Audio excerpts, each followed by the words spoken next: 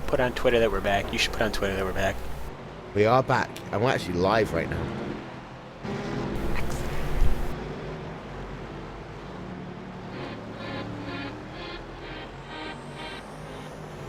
As legend himself said, we're back. Welcome back to the 24 hours of Daytona.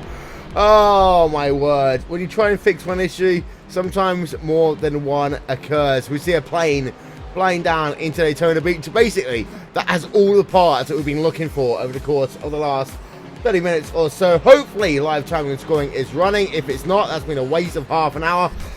But welcome back here to iRacing Live and Racesport TV. Cam, what's up, buddy? Hey, Will. Well, oh, I thought the music was on the stream. No, it's just that loud. Well, I think at this point we're just going to give up on the timing and scoring if it doesn't work at this point. I don't want to touch anything anymore. No touching. Nothing. We fixed the lights. And that took about a half an hour, and maybe a little longer. And now we fixed the timing and scoring. That took another half an hour. See, the broadcast is like a race car. Occasionally when it comes into the pits, things need to be changed. Brakes need to be changed out. The exhaust falls apart. You know, it's difficult, and we're up to the challenge. But, you know, I have to say this probably will, and I don't think we have any contention that this is the most difficult broadcast I think we have ever done. Yeah, I'm gonna agree with you right now. Especially as I've done something, and it's not updated on the timing and scoring. What is going on right now? Team Baguette Racing apparently still has Daniel Sinker behind the wheel of that car, and you know what, I'm ignoring it from now on. Everything else works perfectly, as we can see with a couple of drivers coming on towards pit road. That is the number one, that is kind of Simsport, Rens Broekman on towards pit road, and also we have ourselves a number 7 of Mark Eckelman. So, well, it's supposed to be time for me to say goodbye. Goodbye, good night, whatever they call it. I'm not going to get sleep. I know this one. I'm going to end up staying up, sorting stuff out, and I'm going to get an hour's sleep. And then tomorrow morning, I'm going to be rough as... I have no idea. As Mitchell DeYoung's behind the wheel of that kind of thing. Yes, he is. Will, this is what you got to do. Just set it up for us. You know how to do that? And just take a chill pill, because we'll take it from here. You say that, I'm going to get a phone call in a minute, aren't I? No. Well, Mark coming out and away in 23.5 seconds. Mitchell DeYoung in 31.1 seconds. I'm going to put you, ladies and gentlemen, in the very capable hands of Cameron Walsh for the next couple of hours. I will see you with Breakfast with Will and Co. in the morning. Cam, take it away. Alrighty, Will Vincent, and thank you very much for saving the day, not once, but twice now. But not only have we turned on the lights, I was going to say we fixed the timing and scoring, but it appears that it is an extraordinarily stubborn timing and scoring screen, and much like Skynet, I don't think we're going to be able to beat it this time. Maybe next movie, or the 3rd or the 7th movie, we'll figure it out. Either way, Mitchell DeYoung has now gotten back into the cockpit of that prototype. It's been him and Rens Broekman, as he's earmarked Rens Broekman. He was a driver before and the driver after Rens Broekman with a very long stint. He got in lap 314, ended up lap 400, so that would be, using my crazy mathematical equations, a, 86, right? Right, 86 lap stint from Rens Broekman. So right now, after that debacle of trying to restart the live timing and scoring, ultimately what had happened is there was an actual larger iRacing incident that was stopping drivers from being able to connect due to some sort of web page instance thing. That's all been sorted out. Drivers are now able to reconnect. I hope nothing got too adversely affected. I don't think anything got affected as far as the race is concerned. So it was just horrible timing on our part. But ultimately, I think everything is just running spiffily fine now, as that VRS Koana Simsport car is 53 seconds now ahead of that Core Motorsports car. It's been ebbing back and forth. That iRacers.HU Endurance C7 car in 3rd, the Pure Racing Team DP in 4th, and Trinity Motorsports in 5th in the prototype division. INX Racing is still leading in GT with Thrustmaster Movano Racing in 20th, Pure Racing Team 111 in 21st, Virgil in 22nd, Pure Racing Team 112 in 23rd. That is your top 5 in the GT division. So As we'll reset this real quick here, we're going to look throughout, and hopefully everything will be sorted out, situated. We're going to just look around and make sure that we are completely backing up to snuff.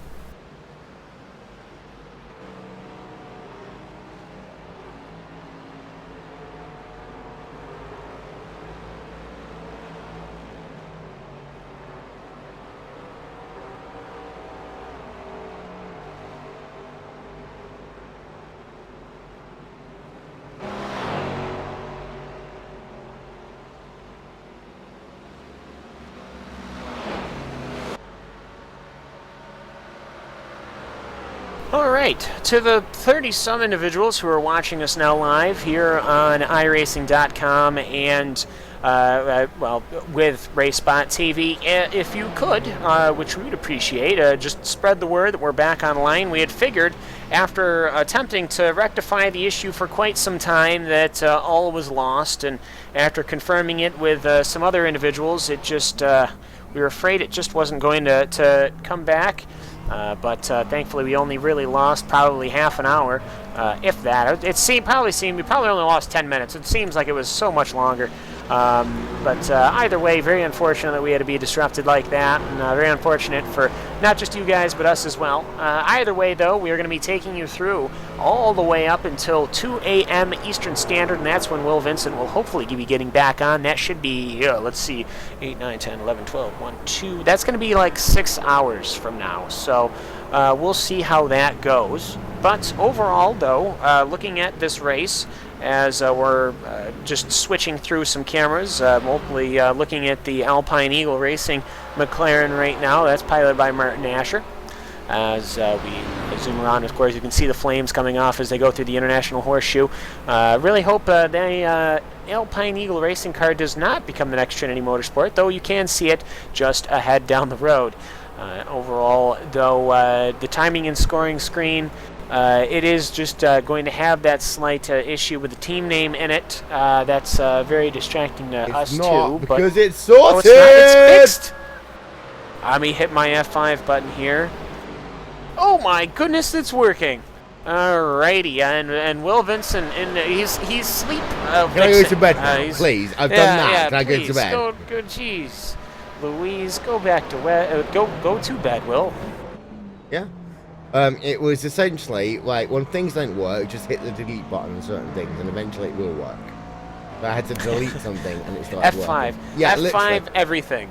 Turned it off. Just turned it on F5 again. everything. Deleted everything. Turned it off. Deleted everything. Turned it back on. Hit it a couple of times, and now it's working again. That's Facebook.tv/timing. If you're not going to go and use live timing and scoring now, please just leave. Yeah, you're we've made this great thing for you, and we threw everything away to fix it for you. Jeez. Either way, though, just as more and more people are tuning in, yes, we're live once again. The issue has been rectified once again, not involving us at all. Which it's just unfortunate. Like, if it was our fault, we'll blame YouTube. Well, I mean, the first one was YouTube. The second one was just another issue, which is just so strange to have. But overall, technically, it was Amazon. Technically, if you're going to be technical, no, it wasn't. Go to bed, Will. You're just blaming random companies Amazon. now. It was not Amazon. I'll explain it I'm telling in the morning. you. It was Amazon's fault. EJ Either York way, is the here, camera, by the way. camera EJ is. York is there here. we go. Let's now talk it's to moving. him. I see that. Hi, EJ. Yes, sir. Hello. How are you? We're doing. We're having many bumps and issues here in the commentary booth. We've had to pull it into the pits a couple of times. How are you guys going? Well, fortunately, our 08 Aftermath Motorsports McLaren under the control of me, has not had any bumps or bruises. Adam Gillen had an off-track excursion, but other than that, we're running stout, and no issues really so far. Yeah. Now you're in New England. Are you getting pounded with snow right now? Currently, yes. Oh, that's unfortunate. Well, here in Syracuse, we're fine. So that's the one time. That's only because you have a dome stadium. No, we normally get plowed on. But either way, yeah. So just going through the race, though, that Aftermath Motorsports red car You guys have just been plugging away. You started in 30th, you're in 28th. For an endurance race that's been going on for 11 hours, that's not bad at all. Yeah, we've been, just trying to chug along and not wreck the car. We wrecked the car last year in this race. Dylan Duvall lost his brakes going into turn 1. And we met the Armco barrier really hard. So, actually in this hour, the 12th hour. So hopefully we can avoid that. And race hasn't been many wrecks. So we've been running about 8th or 10th in class, in the GT3 class. So I don't think that's that bad. No, not at all. So, I mean, that's it's of course great to see. Of course, you guys are plugging away in the McLaren. Timmy Hill is currently piloting that. Timmy Hill, which is the guy who has been in the Cup Series races and the other races and such, is if he's having a good time in there. Yeah, I just handed the McLaren over to him, and I ran one single stint, and he'll be pulling a triple, I believe. So, my team with Trey Edson, Adam Gillen, and Timmy Hill, I'm kind of a nobody because they all hold Pro DWC oval licenses, and I don't really have anything. So it's kind of cool to be paired with them, and hopefully we can be there at the end. Well, either way, yes, we hope to see you then. We're going to be cycling back to, I think, where we were before, but you guys are still going to be plugging away that Aftermath Motorsports red car, hopefully, when Will comes back in the morning, because hopefully he's in bed right now and can't hear us. Oh, son of a... I'm going to do a little plug and then I'm going to go to bed. Go to bed, jeez. I'll go to bed after we do will this see perfect you. plug. You ready?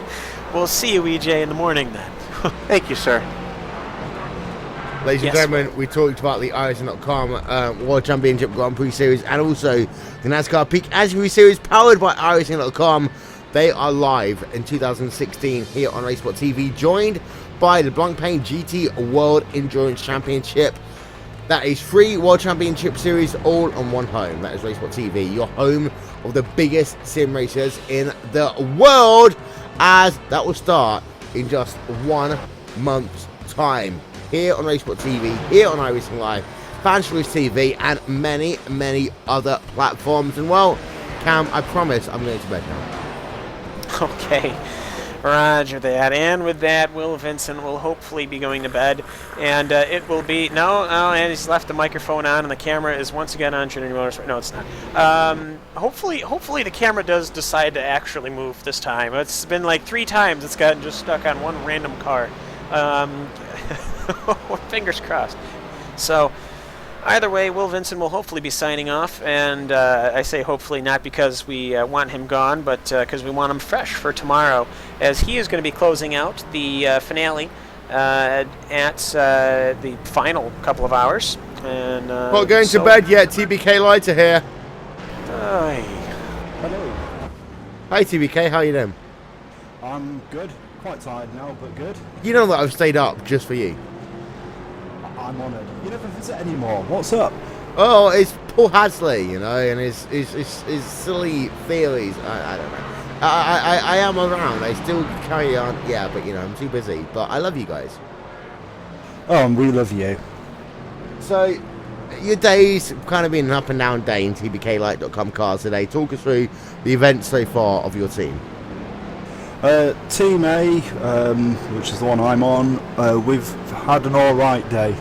My first stint was a bit poo, but I got it together after that. Team B have been beset by internet troubles and missing drivers. We've literally just tried to bundle another driver into the car. He was meant to be doing the stint now that I've just done, so we'll see what happens. When you say a bit poo, that is very tame language for you guys. But for TBK, of course, it's a kind of community effort over there, isn't it? Because you have a couple of people who are friends and occasionally fight about the intricacies of Formula 1 or IndyCar or NASCAR, or if you're going to get really boring, things like GT racing and BCCC, so on and so forth. But at the end of the day, you guys kind of like to basically pick people out of the community and say, hey, you want to race? Yeah, I mean, it's one big, happy, dysfunctional family with lots of arguments occasionally. Yeah, there's a bunch of us that decided last year we wanted to do the 24 hours.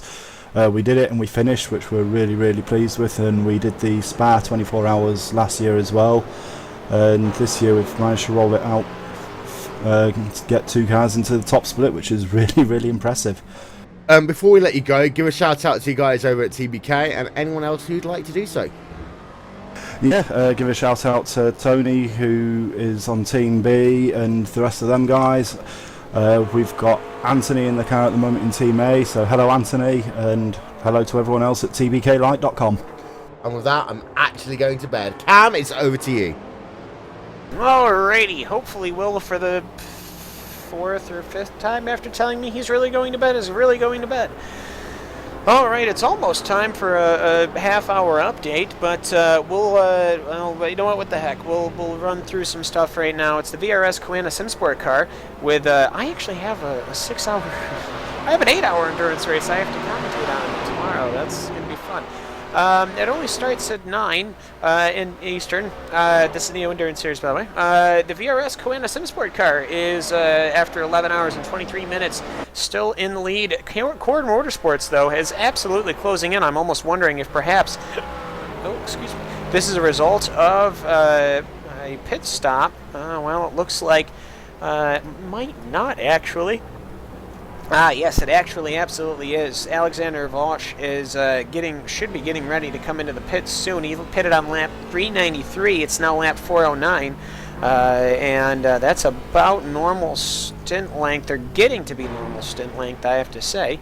But either way, they are about as close as I have seen them in a very long time. The iRacers.HU Endurance C7 team is still a lap down in third, with the INEX Racing, the Pure Racing team, and Thrustmaster Movano berth second and third in your GT division, with the Virgil Racing car in fourth position. So for the, a quick little update here. This is, of course, the iRacing Daytona 24 Hours here on iRacing.com, presented with RaceSpot TV. I'm Cameron Walsh, and hopefully we'll get some updates throughout. Stay lively on the chat. We'll all be humbling around there and chatting up and having a good time. Please do remind and bug some people that you know that we're watching but aren't anymore. That we are back alive and better than ever with a properly working live timing screen, which you can see at racespot.tv/timing. It actually works and the team names make sense. How about that? Either way, we will be back in just a few minutes time to another update, so stick with us.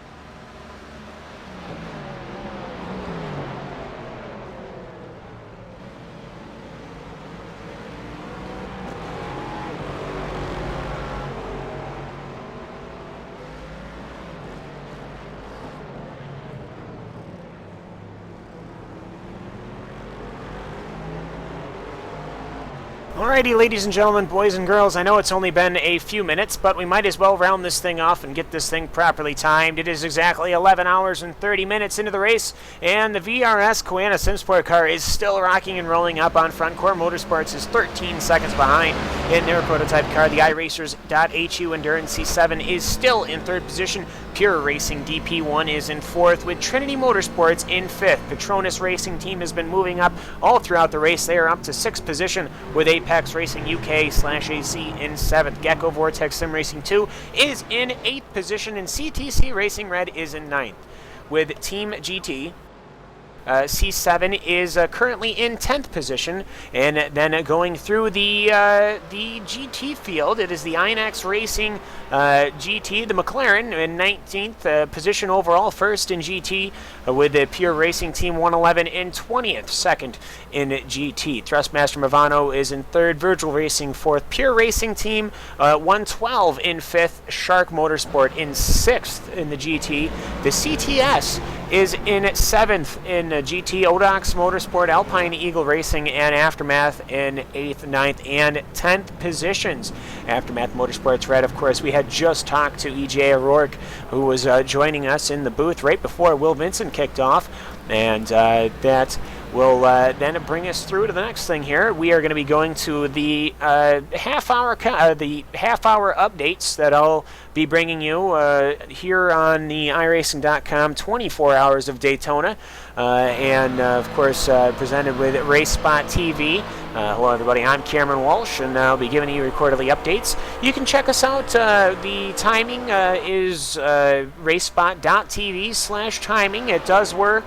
Does have the proper team names, finally, and everything is as it is supposed to be. Keep chatting with us here on the YouTube page. We are, of course, right here, or at least I am, I guess I should say, as I'm just bringing you these updates until 7 a.m. GMT. It's about 2 a.m. Eastern Standard, and that is when play-by-play commentary will pick up. So do stay tuned for that, or either go to bed and join us back when it happens.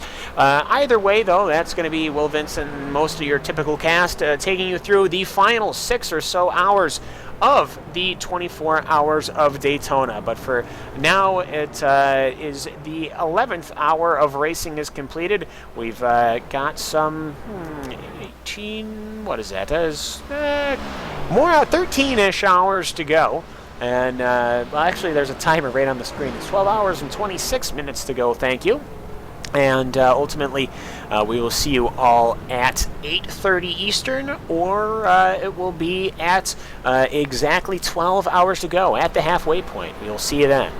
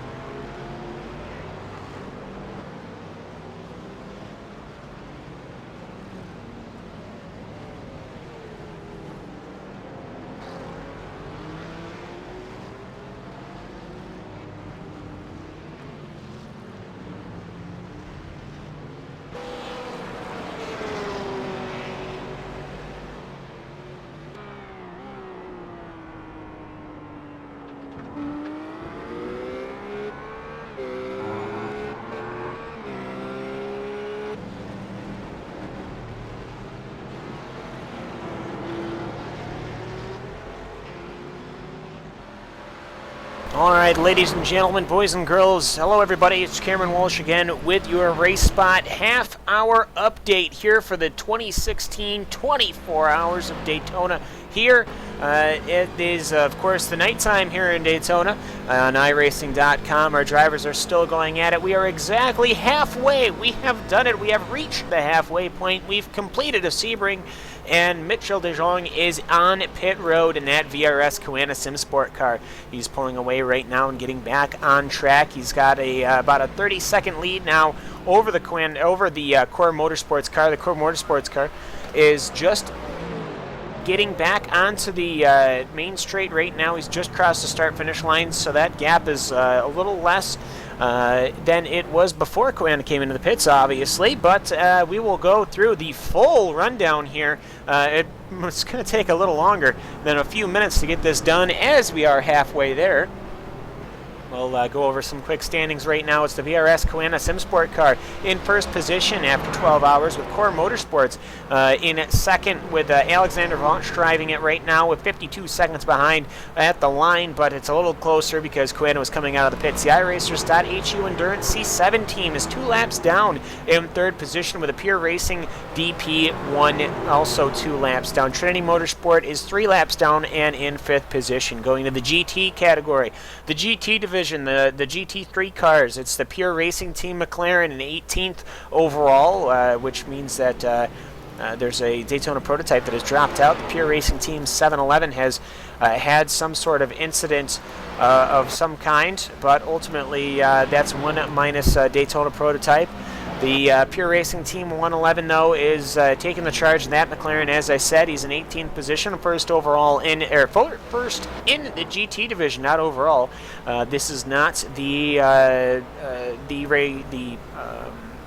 Petit Le Mans, where Porsche actually came away with a victory, as Inex Racing is in second position. They are just about a lap behind,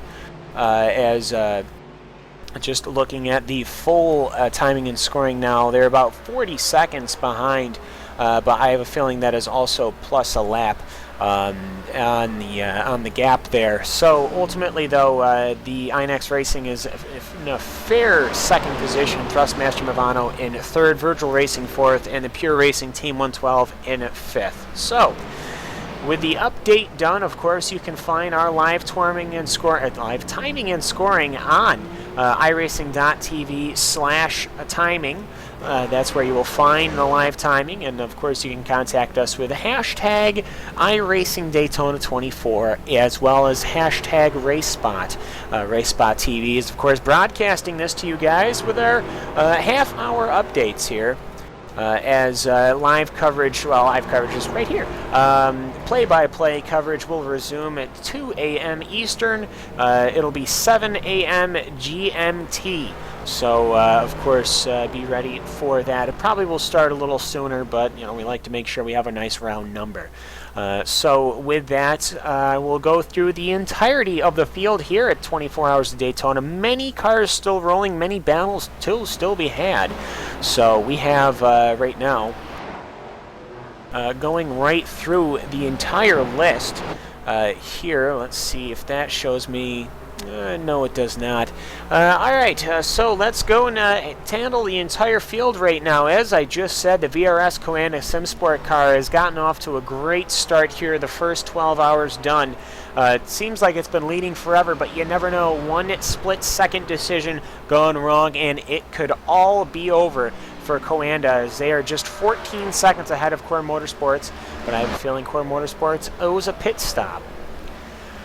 So those two cars have been racing very hard. Of course, there was an early charge from the Gecko Vortex Sim Racing #1 car, but as they are 149 laps down, something, as you can expect, went horribly, horribly wrong.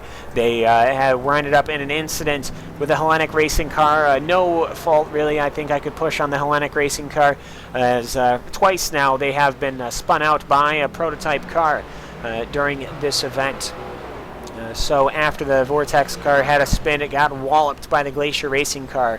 And the Glacier Racing has been working hard to recover, but that Vortex #1 car has been out of the race. So, Next, we have the Core Motorsports car.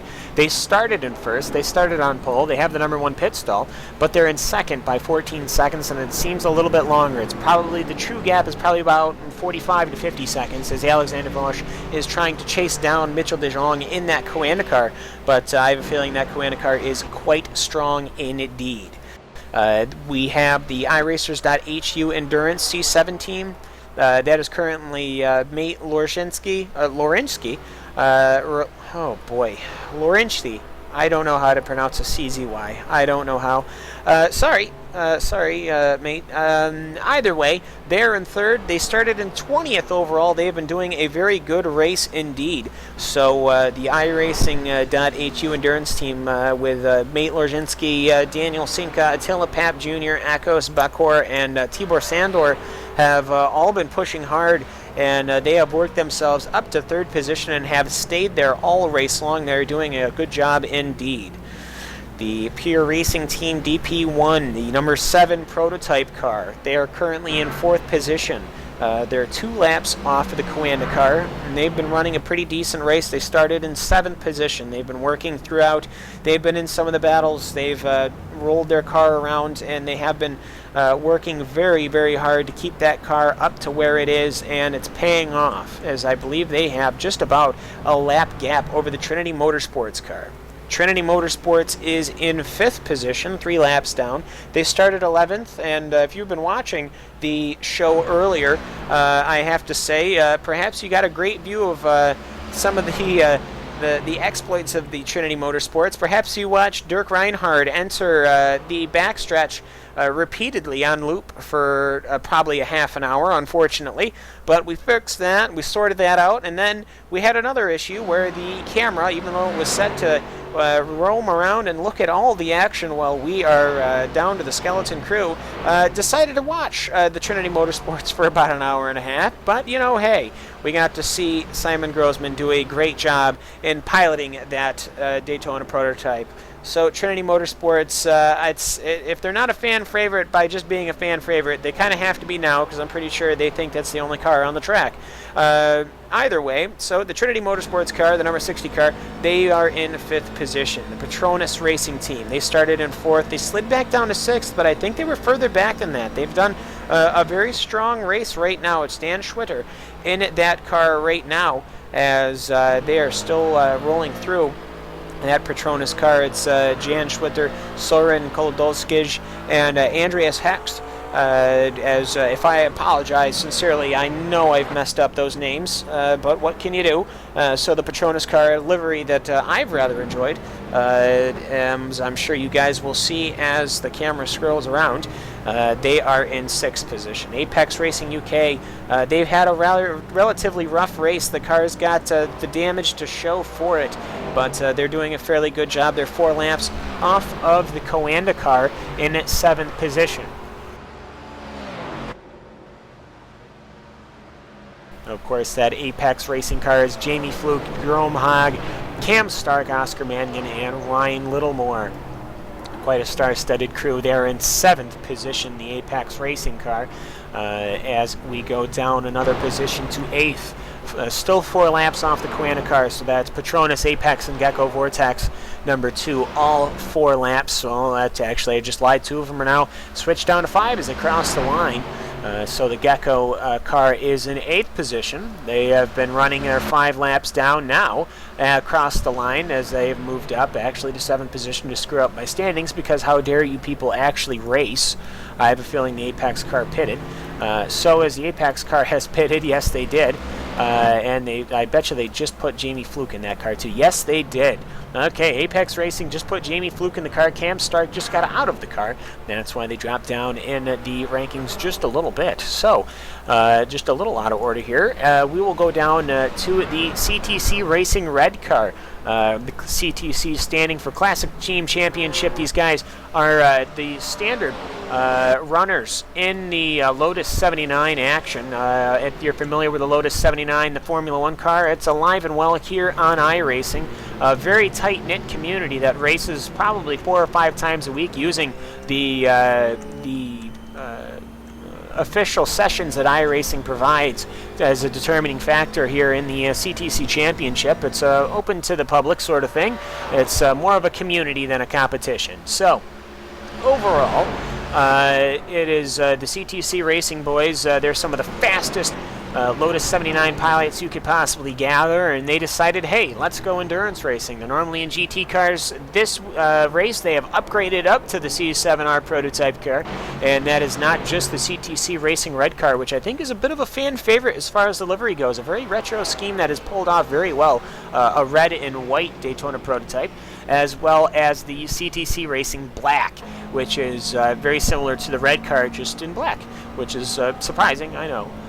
We'll go down to the Phoenix Endurance car, now in 10th position. Phoenix, of course, we are well familiar with their exploits in the Neo Endurance Series and around in all of the endurance races. This is the first I've seen them in a Corvette C7R. They're in 10th position. Jonathan Fuller is piloting that car right now. The Phoenix Endurance car is piloted by Jonathan Fuller, Jonathan Boutel, Tim Claessens, and Ronaldo Linara, and as well as Joris Steinlen. And those guys have been having a relatively decent race. They started in 21st. They're down. They're up to 10th position, and they're working hard. They're working their way through the traffic. Wish we could bring you some more live pictures. They just went outside at the start-finish line to pass no less than 3 GT cars before entering turn number 1. But as I said, play-by-play will resume as about... Oh, let's see, about 9, 10, 11, 12, 1, 2, about 4.5 hours, give or take, as people will show up. Will Vincent got a little bit of a late start to bed, so you never know. Either way, that Phoenix Endurance car, they've been running fairly well. Again, 21st to 9th is not bad at all whatsoever. I think they could be extremely happy with that at the halfway point. The Team GT C7 is in 10th position. The Italian team. This team is normally of course, in GT cars, tin top cars. They've traded that in for a tin top prototype car, and a beautiful one at that, and that Corvette C7R. That is the Team GT car. It's a little bit of a you could say it's sort of like the Castrol colors, or as it truly is, the Italian flag colors, the bright green, the red, and the beautiful white all mingled together to create a great paint scheme on that. I'm sure as we look around you'll take a look at that car indeed. So the Team GT C7, they started in 9th, they're in 10th, they're right about where they are, and that's not bad at all. Angelo Damila is currently piloting that car, and they're doing a fairly good job, I have to say. Haven't seen the Team GT car get in too much trouble. A couple of spins, but I think everyone here has spun out at least once. Going down into 11th, you have the Apex Racing UK AC car. Okay, right. So everyone's still racing is a shocker. I've already gone over them, so we'll skip down.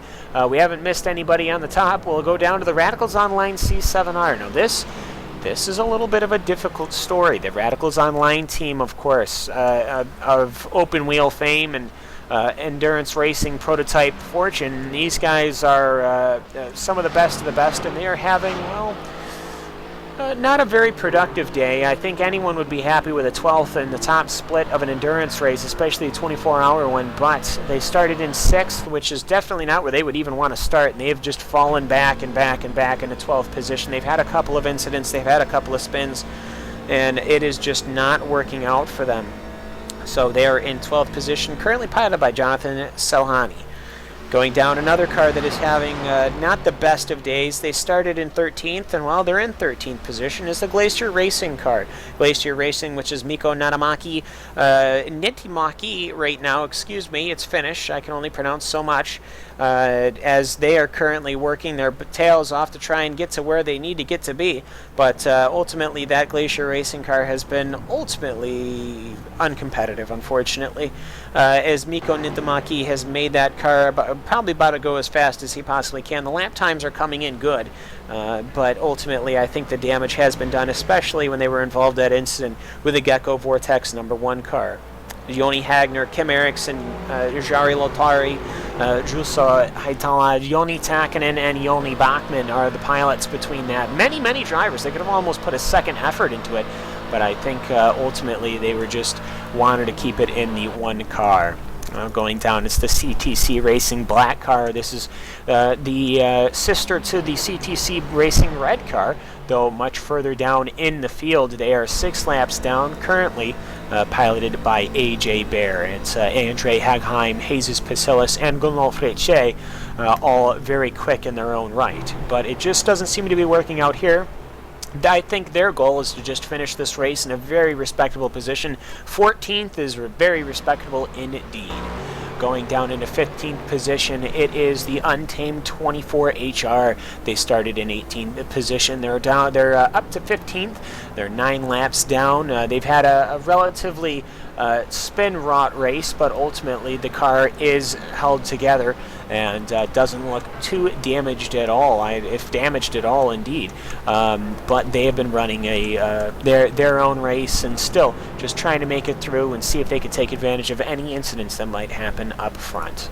The Restart Racing team, which has been having a couple of issues throughout the race, has been mostly quiet lately, but they were involved in an incident with the Evolution Racing Australia car and ultimately ended the Evolution Racing Australia car's day as a result of that incident. Well, right now it's David E. Baker, and they have quite the cast. It's Andrew Whitehead, Simon Field, John Roberts, Joran Kaiser, Andreas Katz will round out the pilots in that race racing car. That's almost the last running Corvette C7R, but below that, in 17th position before we get into the GT categories, 14 laps down, and due to a couple of incidents and some issues, the TBKLight.com Team A car is currently hovering in 17th. They started in 14th, and Anthony Kernich is just trying to get what he can out of that Daytona prototype. It's him and his teammates Tommy Toe and Neil Askoff,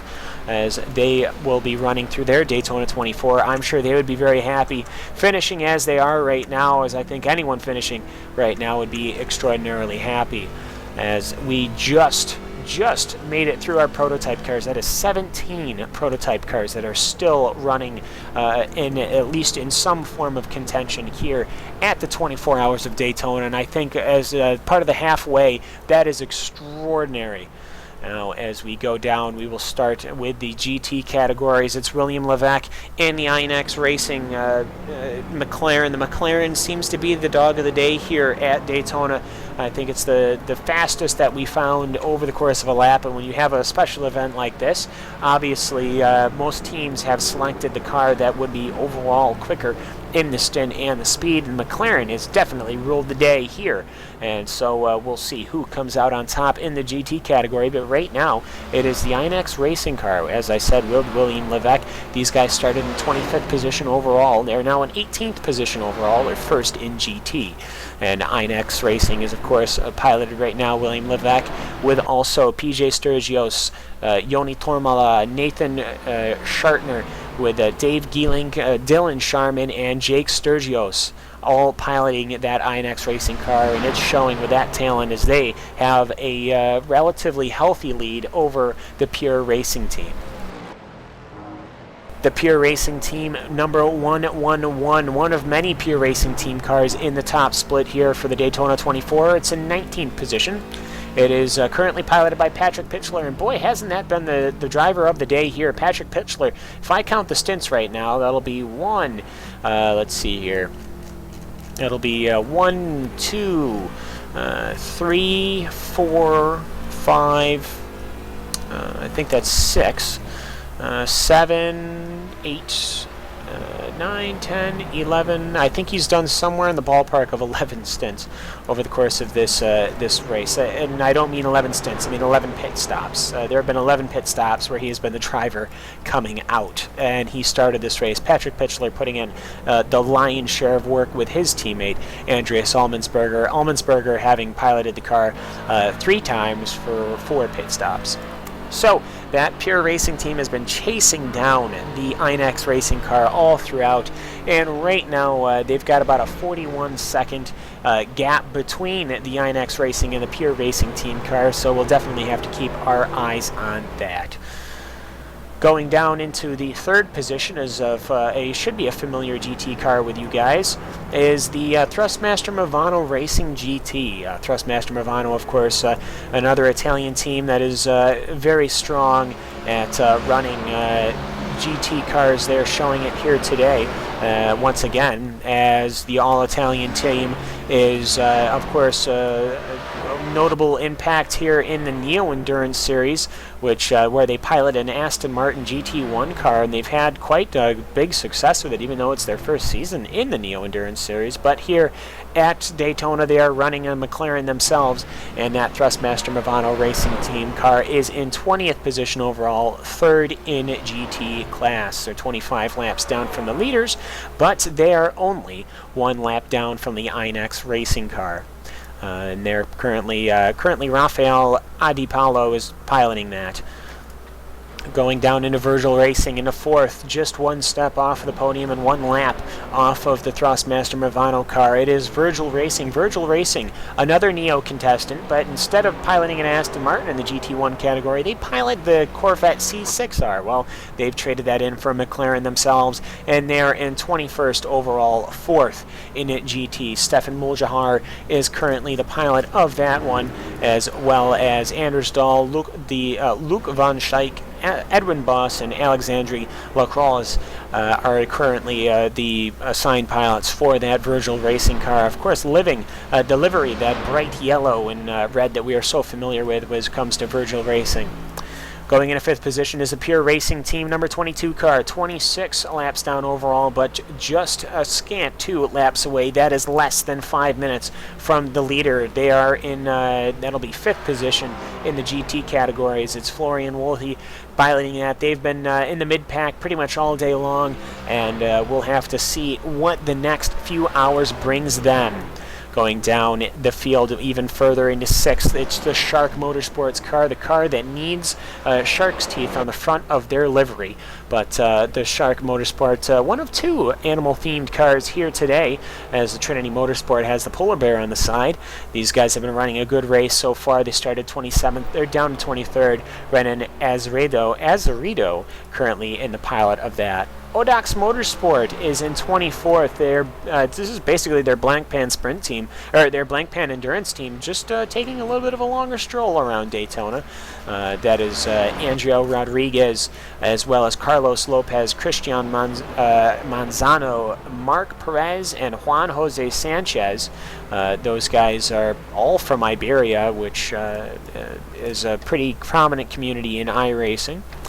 Going down further to the Alpine Eagle Racing, they are currently in 25th position. They'll put them, that's good enough for 8th position in the GT2 category. That's Martin Asher, who I believe has done the lion's share. No, he hasn't actually. It's been quite a motley crew, I guess. Not motley, they're doing a fairly good job. It's Haynes Thaler, Martin Ashler, Eric Heifner, Robert Klotz going through, and that's their pilots that have been in so far. Aftermath Motorsports Red, they're in 9th position. That's the Timmy Hill powered car, at least right now it is. That's Aftermath Motorsports Red. They've got Trey Edison, Adam Gilliland, and EJ O'Rourke, excuse me. They've been running through this race. They've been in a couple of battles. They're in 26 overall, 9th in the GT category, and they're getting chased down very slowly by the Gap SRT. The gaps aren't closing up quickly, but you never know where they will be as the hours tick down. The Gap SRT car, currently piloted by Bart DeLotte. The Radicals GT3 Daytona, if the prototype hasn't been having a good day, well, the GT3 car hasn't either. It's piloted currently by Wyatt Gooden, so you would expect the lap times to be absolutely fantastic, but I think they've been found themselves in trouble more than once. I've had quite a couple of spins, and they have fallen quite and well back. I think they actually had to repair some damage too at some point. I'm not sure though. They're in 28th overall. That is just good enough for the 11th position in GT. We go down to our BMWs. Both the 49 Motorsports B and A. These cars have been pretty much a pair all race long. They're a couple of laps apart now, but one is in 29th overall, one's in 30th overall. Uh-oh. As I look down, I was wondering what had happened to this car, as just looking through, as the CTS car is not as it's supposed to be. It is in pit lane, and I'm trying to figure out why and where. Oh, heavens. I just found out where they had an incident with Tim Holgate and the Podium Assault car. The Podium Assault car was just trying to get back onto the racing surface, and that CTS car didn't even see him. Shane Van Gisbergen has been piloting that car on and off, and oh, that's got some suspension damage. As Shane Van Gisbergen, obviously not going to be a happy camper after an incident like that. He drove that thing right on back to the pits, and they're going to be working on that with some obvious suspension damage. Very unfortunate for that CTS team. They started in 28th position and have been falling back. Going down to the 32nd position, it's Moonshine Nation. It's going to be the Phoenix-powered car. It's Juha Pekalami currently piloting that one. That is also with Antti Pajala, Dennis Grabowski, and Rob Reed. They started in 40th. They had actually worked themselves up quite nicely, but have been falling right on back to 32nd. Podium Assault, currently piloted by Tim Holgate, was just involved in that incident with the CTS car. They started in 37th, they're up to 33rd. Hellenic Racing, they're in the 34th overall. Boy, they have just had a very hard race. They've been ran into crossed twice, really, down the backstretch by prototype cars, and of no fault of their own, and that is just very unfortunate for them. They're back down in 34th position, 45 laps off the leader, and they've had some major repairs that they've had to do.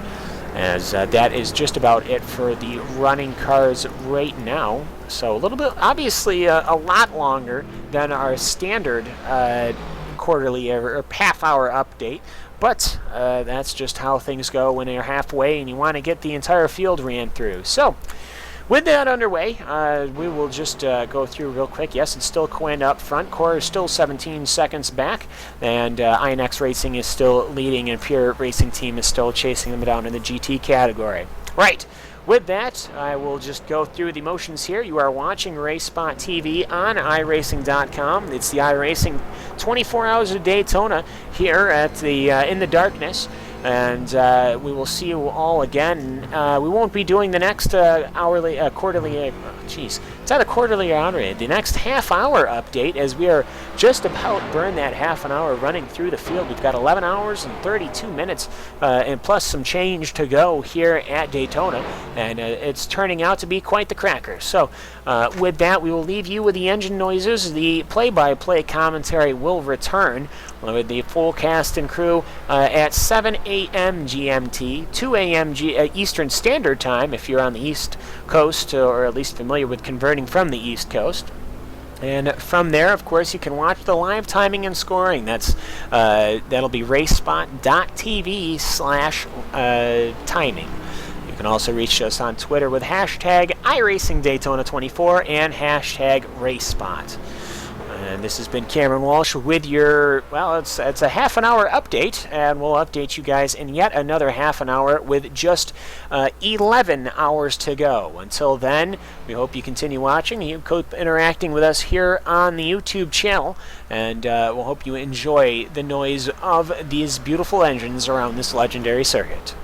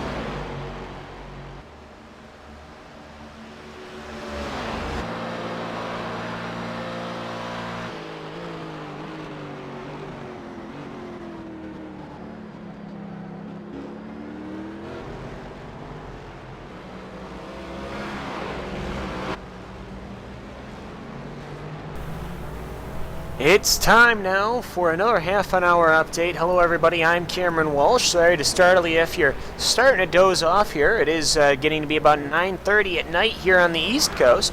And on the, of course, we're 5 hours ahead in the United Kingdom.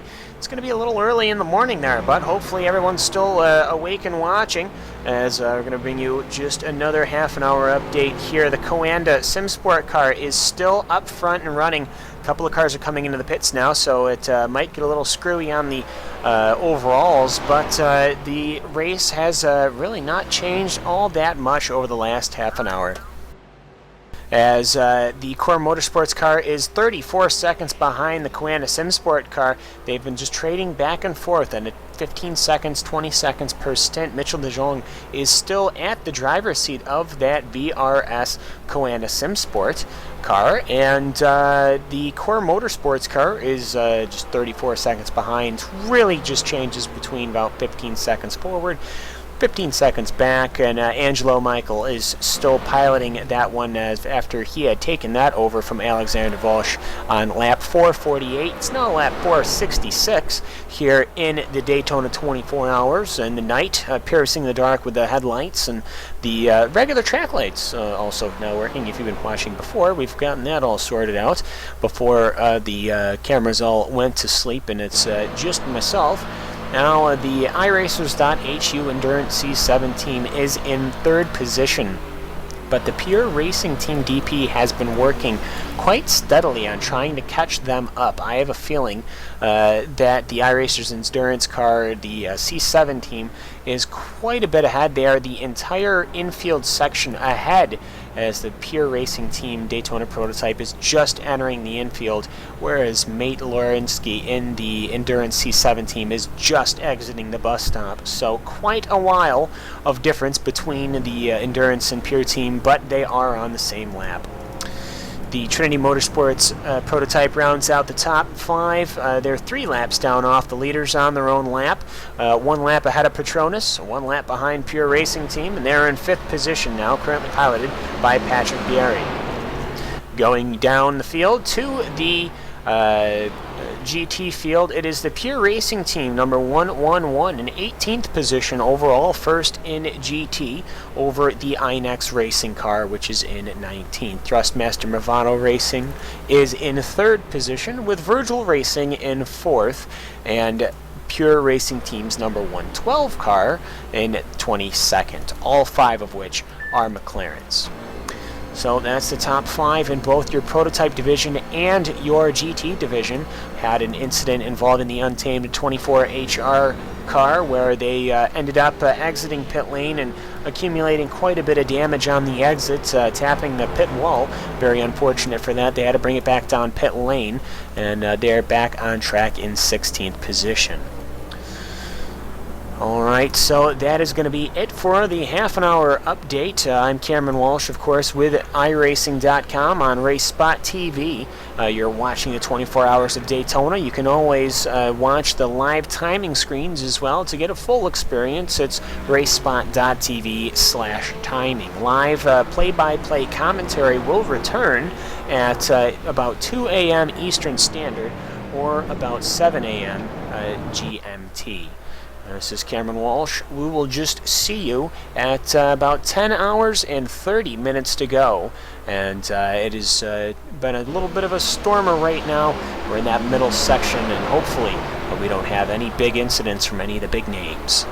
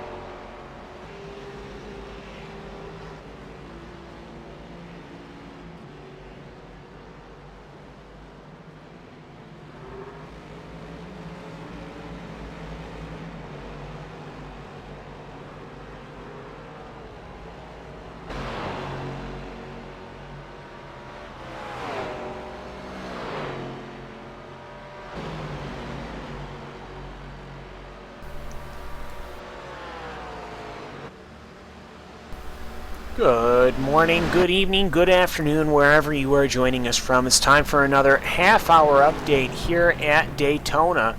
Just sorting out what had happened a lap earlier before we got this update rolling. So let's get right to it. You're watching the Daytona 24 hours here on iRacing.com. And it is, of course, the Daytona night we are racing at. Coanda SimSport has been leading this race quite I don't want to say effortlessly. They've been pounding down the lap times, but they have not really had a close charge for quite a many hour now. Core Motorsports in the second position is the closest car that they have dealt with, but the Core Motorsports car just had a big issue going through the bus stop chicane. They were following the TBK Light.com Team A car into the bus stop. The Team A car had slowed up either faster than Core had expected or anticipated, or perhaps that fatigue factor is coming into play, and Core well overdid it on the brakes in an attempt to not strike the rear end of that TBK Light car, which they were successful in doing, but at the expense of them spinning out in the bus stop. The CTC Racing red car was right behind by a meter or two, and ultimately that car spun out as well, sustaining some damage on the right rear when a McLaren that was also coming through ended up tapping them as the smoke had just completely walled off the bus stop chicane, and even though the McLaren was trying to evade and blowing up, they still made contact. But other than that, the CTC Racing red car seems okay, and the McLaren also seems okay. So going through with that, though, the Core Motorsports car was perfectly fine, didn't actually touch anything, and if not for that tag from McLaren, the red car would have also have followed suit. So with that, the gap between Coanda and Core is now about 1 minute and 32 seconds, with the iRacers.hu car still in a comfortable third after starting in 20th position. Going down to the GT field, it is iNex Racing in 18th position overall. They are in first in GT class, and they have been running an extraordinary race. They have not had a strong... they've had strong competition all day long. Pure Racing Team number 111 was running against them alternate pit strategies, so every other pit stop the Pure Racing Team would lead, and then the iNex Racing car would lead. So between that battle, though, after a few spins, the Pure Racing Team is now back far enough where iNex is able to pit fully ahead of the Pure Racing Team car now. So they're still on the same lap. The gap isn't too immense. It is just a scant 45 seconds in the positive between the two cars, but 45 seconds in a 24-hour race, especially when you have just about 10 and a half hours to go, or just under 10 and a half hours to go, is basically nothing. So as the Pure Racing Team chases down iNex Racing, Thrustmaster Nirvana Racing has secured their position in third, with Virgil Racing in fourth position, and the Pure Racing Team number 112 in fifth position in the GT categories. So other than that dramatic moment in the bus stop chicane here in the early morning, if you're in the European continent, or perhaps this afternoon race for you in Australia, or this late night race here on the East Coast, as it is 10 o'clock at night here on the East Coast. So that would make it, what, 4 o'clock in the morning GMT? Just about. Either way, they are going to be waking up surely to find whether their cars are still healthy or not. So between the 15 splits here, this is the top split of the iRacing.com Daytona 24 hours. I'm Cameron Walsh, bringing you this half-hour update here on the RaceBot team presentation team. The live play-by-play commentary will resume around 2 o'clock a.m. Eastern Standard, with around 7 o'clock GMT is going to be the time in the European landscape. So with that, of course, you can follow our timing and scoring at racespot.tv/timing, and we will see you all in just a scant 20 some odd minutes to go before the top of the hour, and we will have 14 hours completed, 10 hours to go in the 24 hours of Daytona. And as the night continues here over Daytona, hopefully everyone will continue to have a safe but quick race, and we'll see if Core Motorsports could possibly fight back against their incident and try and catch up to VRS Coana SimSport.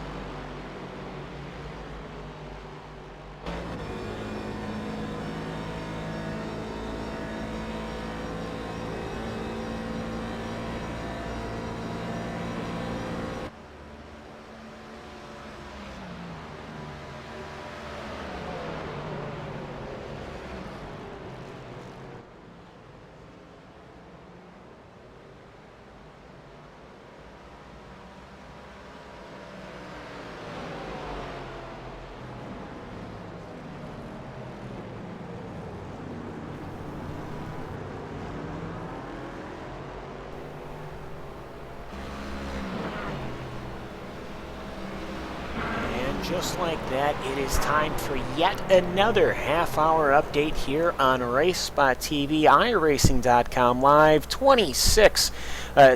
24 hours of Daytona. This is sort of that twilight section, the crepuscular hours here. It's early in the morning in Europe, late at night here in the eastern coast of Americas, late in the afternoon, I think, for the Australians. And overall, though, the time has been slipping through. 14 hours in the book, just 10 hours left in this sort of race. The VRS Coanda Sim Sport car, which has been leading for probably the last 6 or 7 hours, is still leading with only a 49-second lead, though I have a feeling Core Motorsports owes a pit stop. Marcus Lunderman in the pilot seat, having taken that over that car over from Mitchell de Jong some time ago.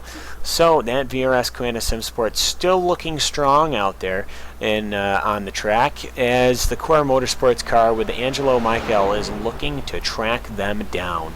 The iRacers dot to HU Endurance C17, which is still on an island in third position, with the Pure Racing Team DP1 in fourth, and the Trinity Motorsport in fifth. They're split by quite a long distance. The Trinity Motorsport car is entering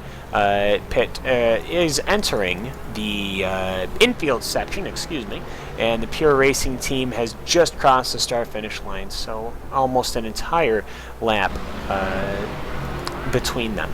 The Petronas Racing Team car is in 6th, the Gecko Vortex Sim Racing number 2 car in 7th. The Phoenix Endurance car, which started in 21st position, is now up to 8th. And that's currently piloted still by Jonathan Fuller. I don't think Fuller's gone out. No, actually, Jonathan Fuller and Tim Claessens has been swapping each other out. The Apex Racing UK car is in 9th position, currently piloted by Oscar Mangan, with Radicals Online C7R in 10th position. The CTC Red is in 11th, Glacier Racing 12th, CTC Black in 13th, the Team GT Italian car is in 14th, Restart Racing in 15th, Untamed 24HR in 16th, with the TBK Light Team A car. The Pure Racing Team 111 is in 18th position, with the Inex Racing in the 19th position. That's first and second in the GT categories. There's still quite a significant gap. I'd say almost an entire lap gone. Thrustmaster Movano Racing GT in 20th position, which is third in GT. Virgil in 4th. Pure Racing Team 112 in 5th. Shark in 6th. Odox in 7th. Alpine Eagle Racing in 8th. Aftermath Motorsports in 9th. Gap SRT in 10th position, and the Radicals GT3 Daytona, currently piloted by Wyatt Gooden, it was previously piloted by Glenn McGee, is in 28th position. The pair of BMWs, the 49 Motorsport cars, are right next to each other, though they're separated by a couple of laps. They are 29th and 30th, and right next to each other on the track, actually, a pair of BMWs still stalking the Daytona night. Podium Assaults in 31st, Moonshine Nation 32nd, IRJA Flat 6 Racing in 33rd, and the CTS car and the Hellenic Racing cars have both retired. Other retirements including the Pure Racing Team number 711 prototype, the 24H MSP Driver's Home car, the TBK Lights Team B car, the Gecko Vortex number 1 prototype, the GT Temple prototype, the Evolution Racing Australia prototype, the Crack Racing GT car. So not many retirements throughout this race. It's probably 9, maybe 10 retirements out of a 42 car field, leaves us with a total of about 33 cars running, even though the last car is running 70 laps down. So with that, though, we're going to see if we can do something a little different. We're going to see if we can't do a quick little interview here before we close out this mid-hour update, I guess we'll call it. We're with Adam Gilliland and Timothy Hill. Now, you both are in the Aftermath Motorsports red car, and Timmy, we'll start with you. You just got out of that car after relatively, I was looking at the IRJA Flat 6 Racing crew. There we go, that makes more sense. You just got out some 4 laps ago and handed the car over to EJ O'Rourke. How is it going out there? It's going very well. This 24-hour event is a very fun event to do, and everybody at Aftermath is really enjoying it. This year, we've had a very fortunate race so far. We've gotten past the halfway point without any damage to the car, so that's always a plus. This event's all about surviving and getting to the finish, but I just got out doing a triple stint, 3 hours, and that's a long one, so I'm glad to hop out of that seat, let EJ or Rourke take over. And you won't see me back in the car until about 7 a.m. In the morning on Eastern time. So Trey Edson and Adam Gilliland, which you talk to here in a second, will take over and hopefully get it through the night, and we can have a nice solid finish here to the end. I think we've been bouncing back between 7th and 10th, so just inside the top 10. Hopefully our goal is to finish top 5. Last year we couldn't make it to finish without significant damage to the car. It really hurt our chances at a top 5 last year. So this year's going much better. Everybody, I'm very proud of the team. They're all doing a great job, and like I said, this is a very fun event to run. Yeah, just a Petit Le Mans to go at that. So 10 hours here. Well, running Daytona at night's got to be an interesting switch here. I know we normally run these things during the day. Timmy, you prefer running it in the night? I like the night. It provides more grip, higher speeds. I think it's just looking at this race, we're having less wrecks. Last year we had quite a few more DNFs and hurt race cars. I hear. I think with it being nighttime, I think there's more grip on the racetrack and is helping these guys hold their lines and not slip and slide as much as last year in the daytime. I personally like the night. I like going faster. I like racing under the lights. But like I said, I think it's putting on better racing this year. Well, yeah, we've just went through the retirements. I think we barely have 9, and a lot of those are solo incidents or incidents that were just very unfortunate communications. No real significant Carver's car carnage except for 1 or 2 instances. Now we'll switch it over to Adam Gilliland. Mr. Gilliland, you've been out of the car for a while now. Your last lap was on 334, but that's not to say you haven't been here helping out the team. I'm sure it's a busy enough track and trying to keep each other up. I mean, it's not hard here on the East Coast. It's only 10:30, and I do say only, but well, there's got to be that level of fatigue starting to set in. Yeah. We've done about 133 or so laps, so definitely been the fair share, but I'm actually just got done taking a little bit of a nap here to trudge through this night stint. Fortunately, myself, Trey Edson, and EJ got scheduled with the graveyard shift per se, so after waking up at 6:30 to 7 for this race, it's nice to get a few hours shut-eye before going through the grind to finish it out. Yeah, our commentators are just finding that out right now for sure. Well, overall, though, just as this track rubbers in, hopefully you guys are going to be picking up a couple of tenths here and a couple of tenths there, but everyone else probably will as well. I mean, you guys started in 30th position. Everything seems to have been relatively clean going through, but I mean, overall, it's still a clean-looking car, Adam, and you can't argue with that. Yeah, no, it's definitely a 360-degree turn from my last year. When we started out really good, really thought we had a shot to win that race, and unfortunately we had some difficulties.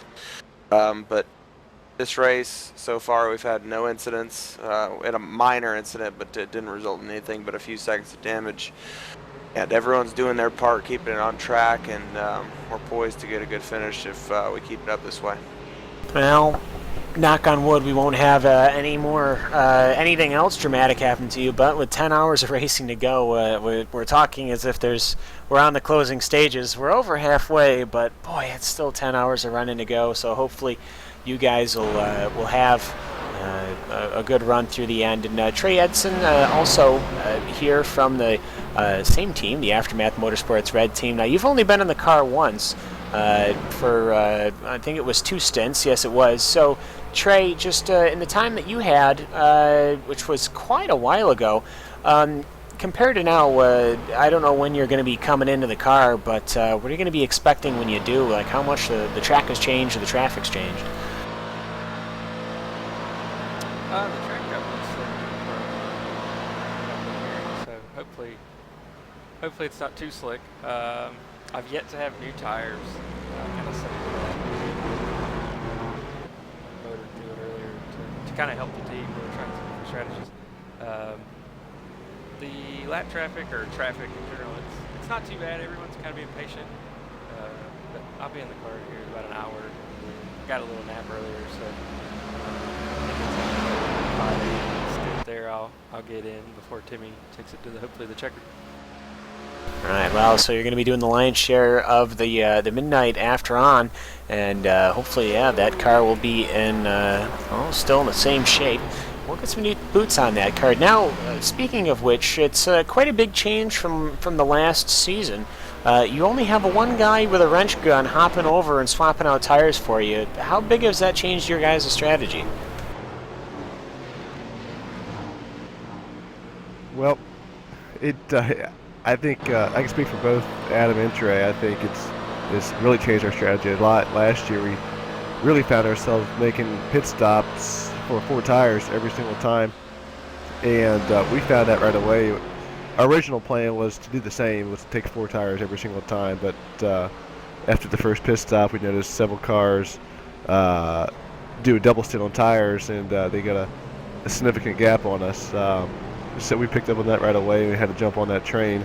And Trey mentioned earlier, he kind of had to suck it up, and to get back on the same cycle as everybody else, he had to do his double stint on a second run on tires and then a third run on tires. So poor Trey, he's been put to work today, but this next stint he gets in, he should be getting some sticker tires. Hopefully, we're saving plenty for him. But like you said, the difference in pit stop, the time of the pit stop has really changed our strategy. I would have never thought, I don't think anybody else on this team would have ever thought that we wouldn't be taking tires every stop. Well, quite a shocker there, but ultimately though, you guys are adapting for sure as you're running just down in, I believe it's 9th position. 9th position or 10th position in the GT category, and that's not bad at all, seeing as we've already completed 14 hours here. Timmy, is there anybody you'd like to thank out there before we close this out? Yeah, I think everybody at the Aftermath group, they've done a great job preparing for this event. We've been really gearing up for this thing and preparing hard, and these guys have done a great job of keeping this car in one piece. I want to thank those guys, everybody on this team for doing that. Adam Gittleman, myself, and Trey, we're all getting ready for the Peak Series coming up here in February, getting together some good Cup cars, and I think we're all gearing up for a great season on that side. I want to thank them for all the work we do on that side. We're normally oval racers, so we kind of joke around when we come onto this road side. It's a different ball game, and just to be in the top 10 is a great pat on the back. But I think Trey painted a beautiful car for us, red, white, and blue with a beautiful logo on the side of it. Got to thank him for that. I think these guys are sticking around and putting together a good schedule where we can all make it work. And I'll let these guys take it over as well. I'm sure they got some people to thank as well. Yeah, I gotta definitely just thank all you guys at Aftermath and Race Spot for broadcasting this event. It's a great event. Ironically enough, with us being oval racers, out of all the races I do in the year, this is by far is the funnest one I do. Just simply because of the team aspect. You're not racing for just yourself; you're racing for everyone on your team. So it's a great race, and I look forward to this event every year. Got to thank Trey Edson for painting this beautiful car, Asquers, and Gary Mercer Trucking for being on board. It's great to represent those guys and have a good showing for them, and hopefully we can finish this thing out strong. Yeah, just kind of, they kind of said everything for me, but yeah, it's fun event.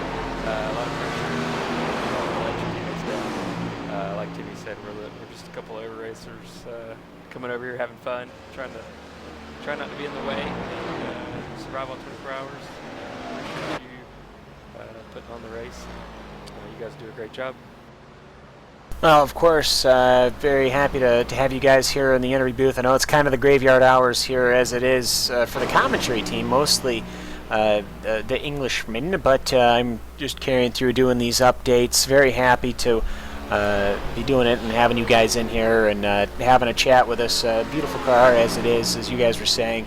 And hopefully once we get the live commentary rolling around, or once again, the play-by-play, I guess I should say, it'll be 2 a.m. Eastern or 7 p.m. or 7 a.m. GMT. We'll be right back at it, and hopefully you guys will be even further up the field. So just want to thank you guys for stopping in. It's the Aftermath Motorsports Red Car, and they're currently running in 9th or 10th position in the GT class and 26th position overall. So thank you guys for hopping in with us, and of course we will be seeing you in the NASCAR Peak Antifreeze Series, as Race Spot TV just announced a couple of days ago now that we will also be covering the Peak Antifreeze Series. So Timmy, I'm sure we'll see you there.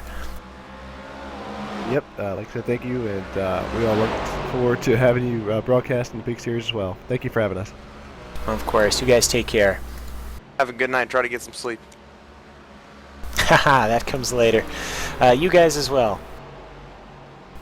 So, alright, that is the Aftermath Motorsports Red Car. Always love interviewing those guys. Always a great interview to have, as wait a second, oh, okay, EJ O'Rourke, I went back a couple of laps. I was, alright, I worried myself that Timmy Hill did that entire thing in the cockpit. But, no, he'd just got out of that car. Now we'll go look, and this is a very interesting camera angle that I see, but unfortunately you guys can't see it. Oh yes, actually you can. The VRS Coena SimSport car has now fully passed the Core Motorsports car. They are now one full lap apart. That is not for position. That's not a few seconds apart. That is an entire lap apart. Marcus Lennerman has finally done it. Now this could just be that Lennerman does have to come into the pits, and perhaps, maybe, well, it does look like he will be coming into the pits shortly, but still, Marcus Lennerman, morally, that, for morale, I guess I should say, is huge, that now Angelo McAl has the car of the lead of the race, the first position car, and the car in front of him is right in front of him by an entire lap. So with that, of course, we will end up on that note, though. Rest of the field still going on. The CTS car has fully retired from the race after being involved in an incident, and unfortunately will not continue in this race, but the car that they were involved in with the Podium Assault car is still circulating, with Russell Hodgson currently racing that right now. So with that, well, that almost took enough time to skip out of the next update, but we'll give you a quick update then. We'll just run through the field one more time. VRS Coena SimSport still over Core Motorsports. INEX Racing still over the Pure Racing Team car. This is Race Spot TV. You can catch us, of course, broadcasting on iRacing.com, powered by iRacing.com. It's the 2016 24 Hours of Daytona. I'm Cameron Walsh, and you can always catch the timing on racespot.tv/timing, and as I just said earlier, commentary on a play-by-play form will resume at 2 a.m. Eastern or 7 GMT a.m. So we hope to continue to see you guys, hope to keep you the numbers rising out there as the stream continues with these half-hour updates. For RaceSpot TV, I'm Cameron Walsh, and we'll see you all in just one little bit.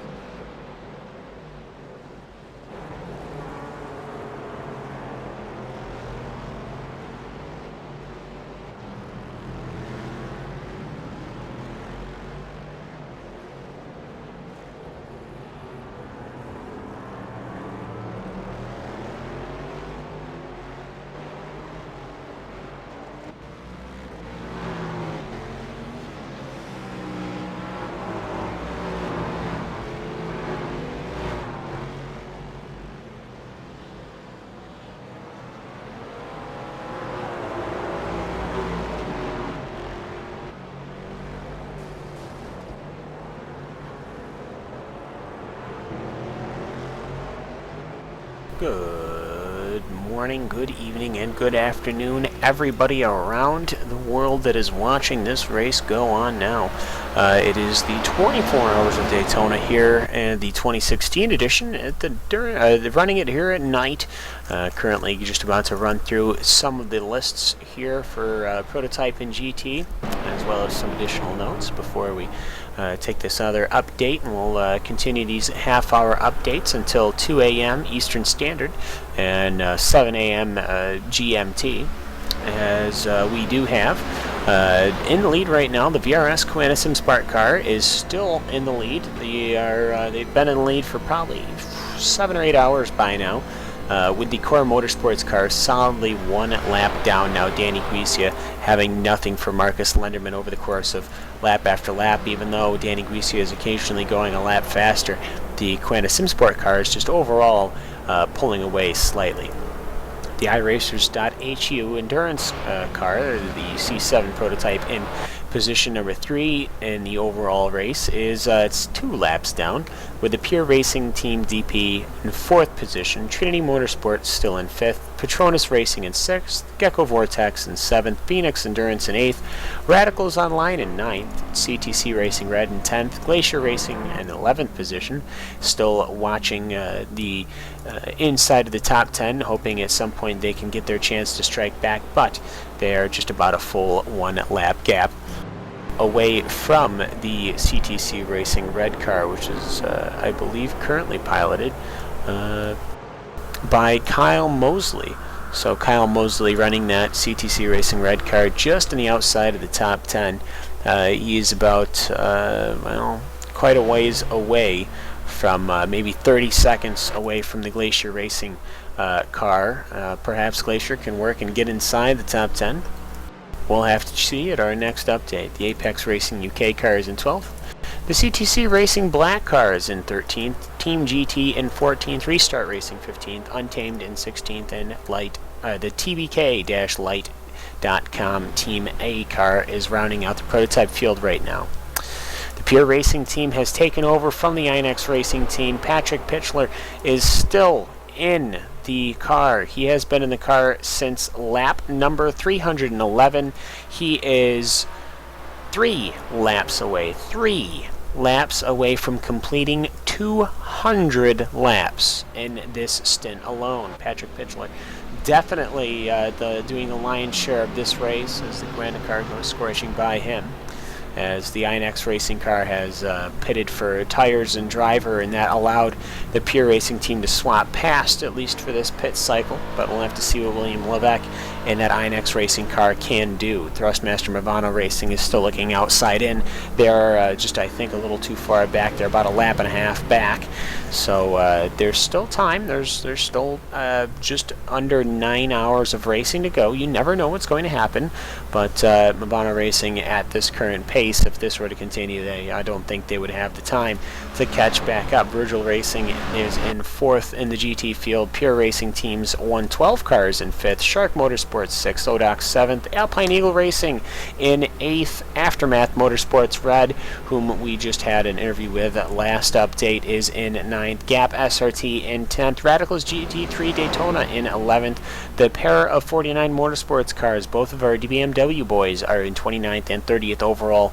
That is going to be, let's see here, that's 5, that's 10, 13th and 14th in the GT2 field, with Podium Assault being in 13th, 14th, Moonshine Nation in 15th. The IRJ, the iRacing Japanese Association Flat 6 racing car, the Japanese entry for this 24 hours. I believe they had an HBD last season. Good to see them now in this roof car. They are currently in it's probably 17th or 18th right now in the GT field, but it's 33rd overall. So they are doing very good, and Yusuke Takahashi is currently piloting that roof through the darkness of the night. Those bright domed headlights illuminating the track very well, as Takahashi is bringing that car around. A little bit of front end damage from an earlier incident, some rear end damage as well. So Unfortunately, they've had the damage and it's slowed them down. They're 73 laps down, so they've definitely had some massive repairs to do, but they're still driving around, and it is just great to see another community pulling together and putting a car together and being here on the track, as I believe Pitchler, if he'd just come into the pits, which he did not yet, Pitchler is right on another stint. His last pit stop was... unless it was just this lap. Yes, it was just this lap, so he is going out on another stint into the darkness here at Daytona. He is trying to, I don't know if he's trying to basically solo this event. We'll keep the fair share, the 25% of the driver's limits, as we'll take a look at the entries here. It is just Patrick Pitchler and Andreas Allmensberger. Allmensberger, as it is right now, the fair share between that Pure Racing Team car is 64 laps, and Andreas has completed 100 laps, so they are safe for now. I'm sure that Andreas will have probably another 2 stints in order to keep everything fair share, but right now Patrick Pitchler is just absolutely doing an Ironman stint, and perhaps he's just carrying that car for his partner to pick up in the morning. But that Pure Racing Team car is in the lead in the GT field by a pretty fair margin, I think, going forward now. I'm trying to find that Pure Racing Team GT car, and I just can't seem to locate. There it is. No, that's the 112 car. Where's the 111 car? We'll look back once again from the iNex Racing. Oh, I was looking at the Pure Racing car. Alright, so iNex Racing isn't too far ahead, so between this pit stop, iNex Racing is now back in the lead, but these cars are relatively close. They're about 15-20 seconds apart now. So going through, though, the action is still heating up here.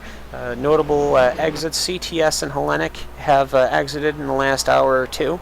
And in the prototype divisions, I don't think there were any huge retirements, but the track is reported as getting very greasy out there, and on a new set of tires, it is getting to be very, very frightening out on the track right now. 78 degrees Fahrenheit track temperature and air temperature, negligible wind, and the tires are really starting to marble up here, really rubber in this track. Daytona's been pretty run through last 15 hours of laying down the rubber.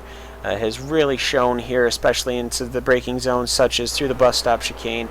Marbles are literally littering the track on the left and the right at the bus stop and turn 1. So great to see that happening. We'll see how that affects the race as we go forward. So just to finish up, VRS Koena Simsport is still our leading car. Marcus Lenderman still in that car. We will see you all at 8:30 to go. That'll be 15 hours and 30 minutes ran. And if you want to catch up the timing, it's racespot.tv/timing. And of course, you can catch us on Twitter with hashtag iRacing Daytona 24 and hashtag RaceSpot. This is Cameron Walsh with another half-hour update for the 24 hours of Daytona here on iRacing.com.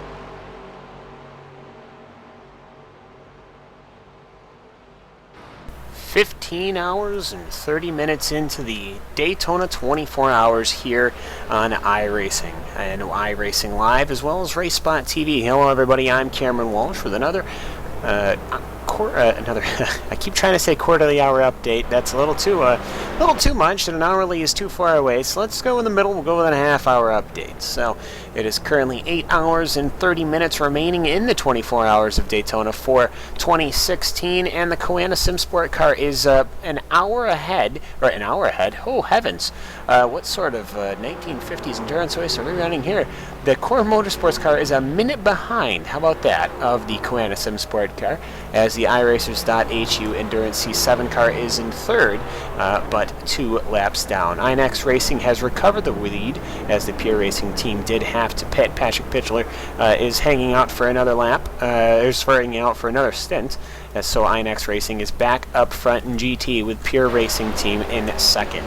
Thrustmaster Ivano running in third in the GT category. Nothing too dramatic has happened here. No more further retirements. No real damage right now, and that's a very good thing. So, we actually have an interview here. We're going to be talking with Leigh Lorena, and please correct me, because I'm pretty confident I said that wrong. But ultimately, though, yes, I did. Yeah, well, that's what everyone says. Joris Thailand's getting in the Phoenix, I'm pretty sure I said his name wrong too, is getting back into the Phoenix Endurance car, as he's taking over from Jonathan Fuller, who I know I can't say that wrong. Now, Joris has been in this car once before, Ray, and overall, just this 24 hours of Daytona, this has got to be a hard track to prepare for.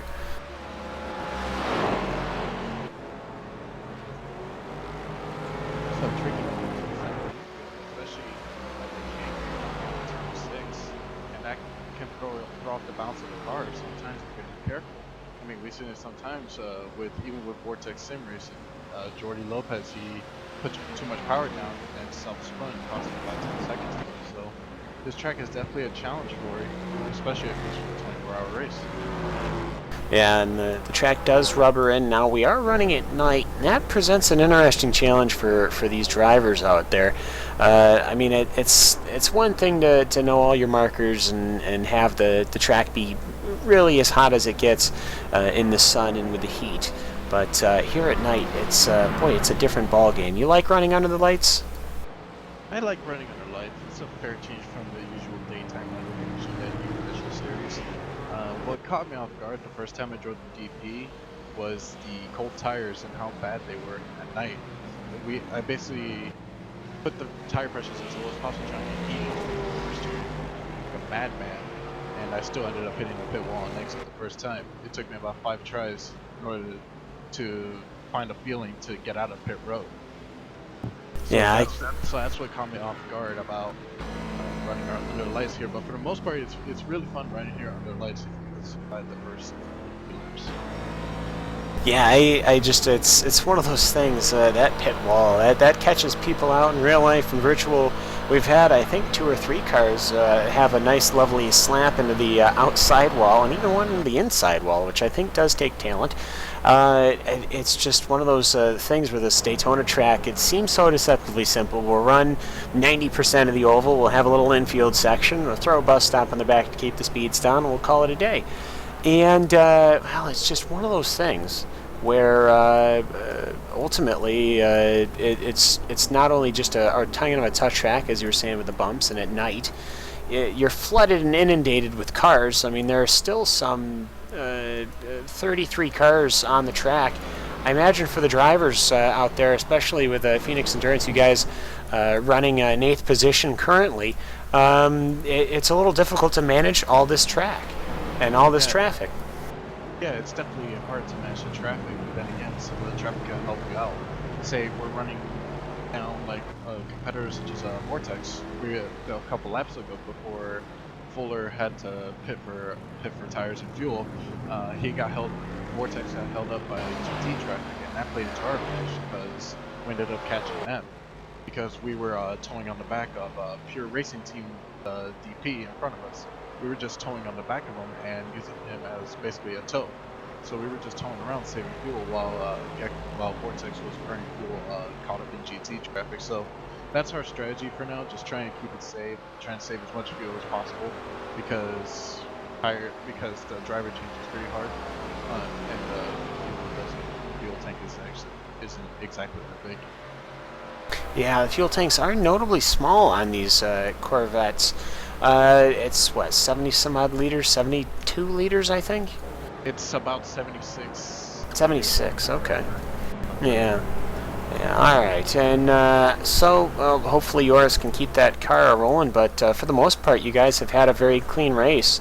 Now, Phoenix, you guys race all over. You do Neo, you do, I believe you're also in Gathering of Tweakers, unless you're all fully committed to Neo. I think you are, because you have 3 cars in Neo now. It's a little tough to kind of do these back-to-back-to-back events now, isn't it? Yes, it is, and it's very challenging. Being John Fuller, he's running about 7-8 stints right now. He's running about 6 hours of driving.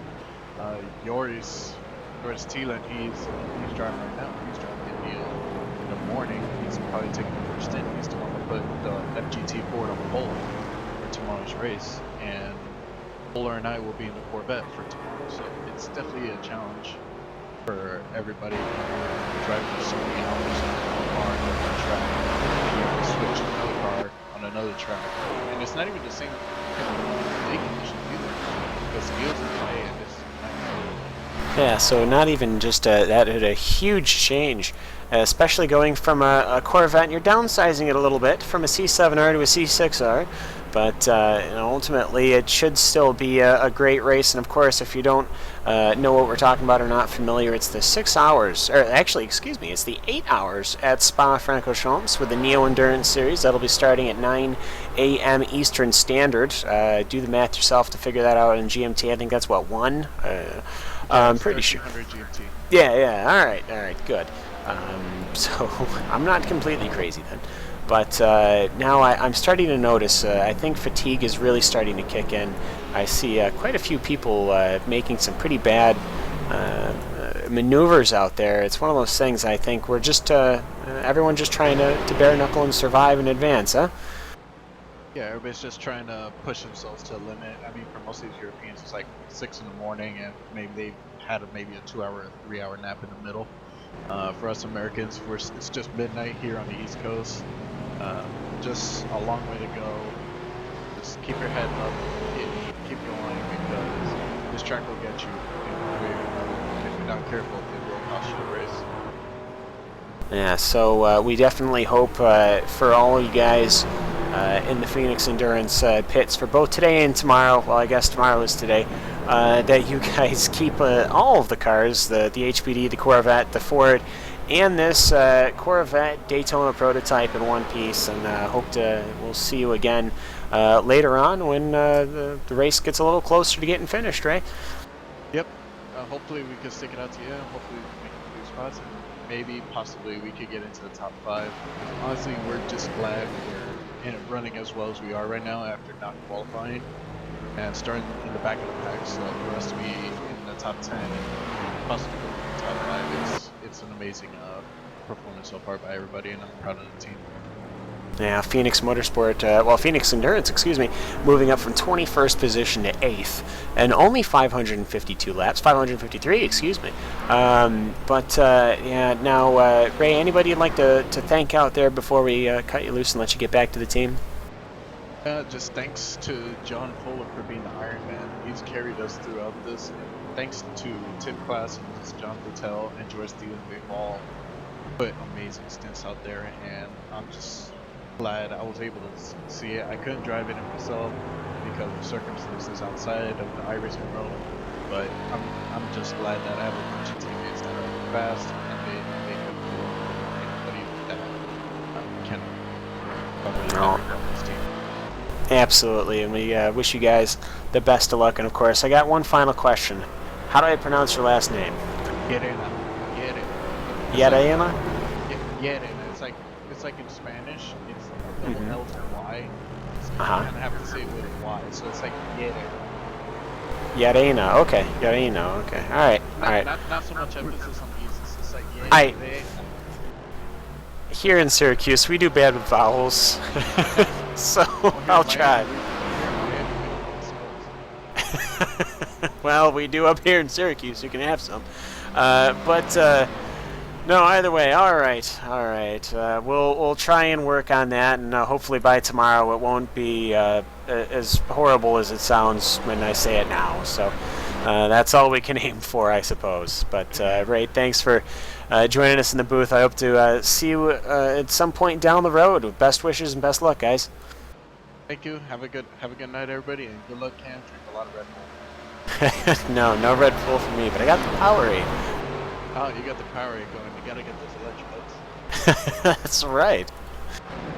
But yeah, we'll stay up until the cavalry arrives, and then we'll be loud and shouty once again. All right, guys. Thanks for having me on. Of course, thank you.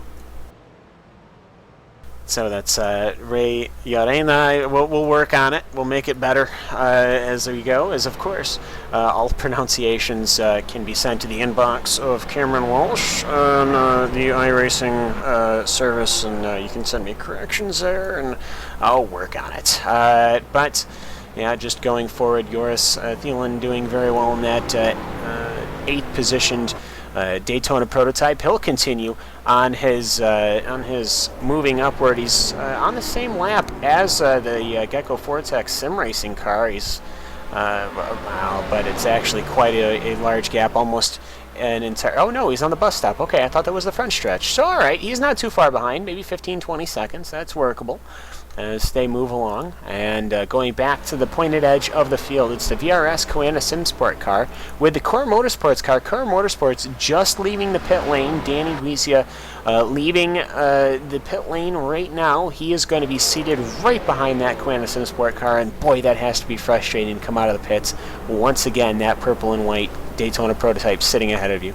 iRacers.hu Endurance C7 team is sitting in 3rd. And in the GT category, Pure Racing Team, number 111, is still in 1st. Inex Racing is in 2nd. And Thrustmaster Movano Racing has just unlapped themselves, at least from 2nd place. Now they just got to keep on working, and Sebastiano Filosa is working very hard on that indeed. So we'll see where everyone can move forward in another half an hour's time. Actually, about 17 minutes' time, where we will only have 8 hours of this event remaining. Will be a full 16 hours into this 24-hour event here at Daytona International Speedway. It's the Daytona 24, for the 2016 edition of it. I'm Cameron Walsh, and for RaceSpot TV, iRacing.com, and iRacing Live, thank you very much and for your continued watching, and we'll see you all in just a little bit time.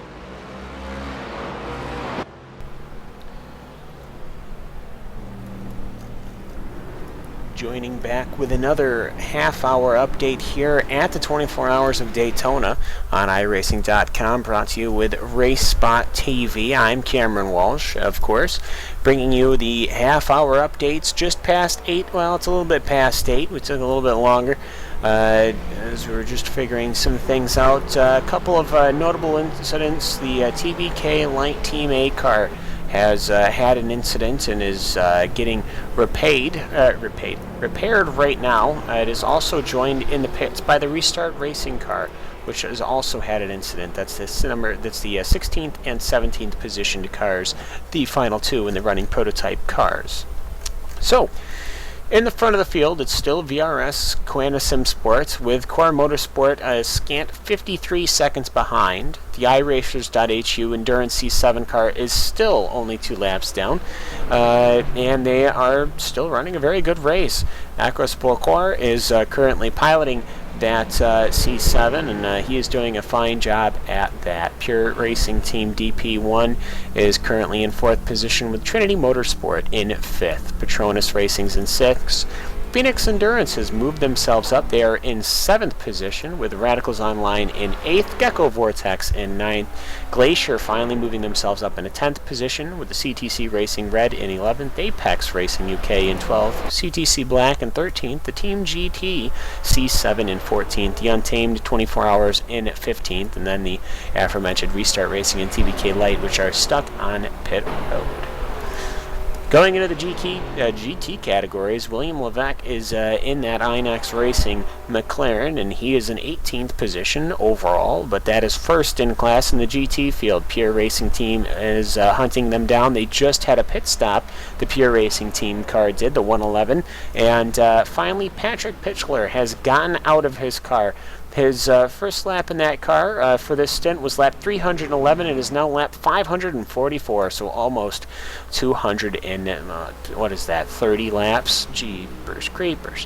So, his legendary stint has come to an end, and Andreas Allmansberger will have to, I don't know if he'll have to live up to that, but he'll have to put some rubber down, as well as Andreas will be pushing that Pure Racing Team further and trying to keep up with that Inex Racing car as we go into the morning in the European side and into the night here on the East Coast, and further west all the way to California. I believe should be dark by now, as Thrustmaster Movano Racing is covering 3rd position well there on a lap all their own, with Virgil Racing in 4th. Pure Racing Team's 112 car in 22nd, with Shark Motorsport in 23rd. That's the 1st, 2nd, 3rd, 4th, 5th, and 6th cars, with Shark Motorsport in 6th. Odox is in 7th. Alpine Eagle Racing is in 8th. Aftermath Motorsports Red, which now has Trey Edson in the 26th position, and the Radicals GT3 Daytona is currently in 27th position. So that is going through most of your GT fields. Coanda still ahead. Lap times aren't really going into Core Motorsport's favor, but you never know what could happen here in the 24 Hours of Daytona. So as we close out another half-hour update here, we'll just remind you that we have full coverage of the play-by-play. Will be resuming at 2 a.m. Eastern, and at 7 a.m. GMT. We'll have the full cast and crew here, and we will be moving away from these half-hour updates and we're moving to full primetime coverage. So stay tuned for that. But for now, you can catch us with the timing, as I just said, RaceSpot TV, racespot.tv/timing, and you can always catch up with us with hashtag iRacingDaytona24 and the hashtag RaceSpot. So for that, I'm Cameron Walsh, and we'll see you in just some 20 minutes' time.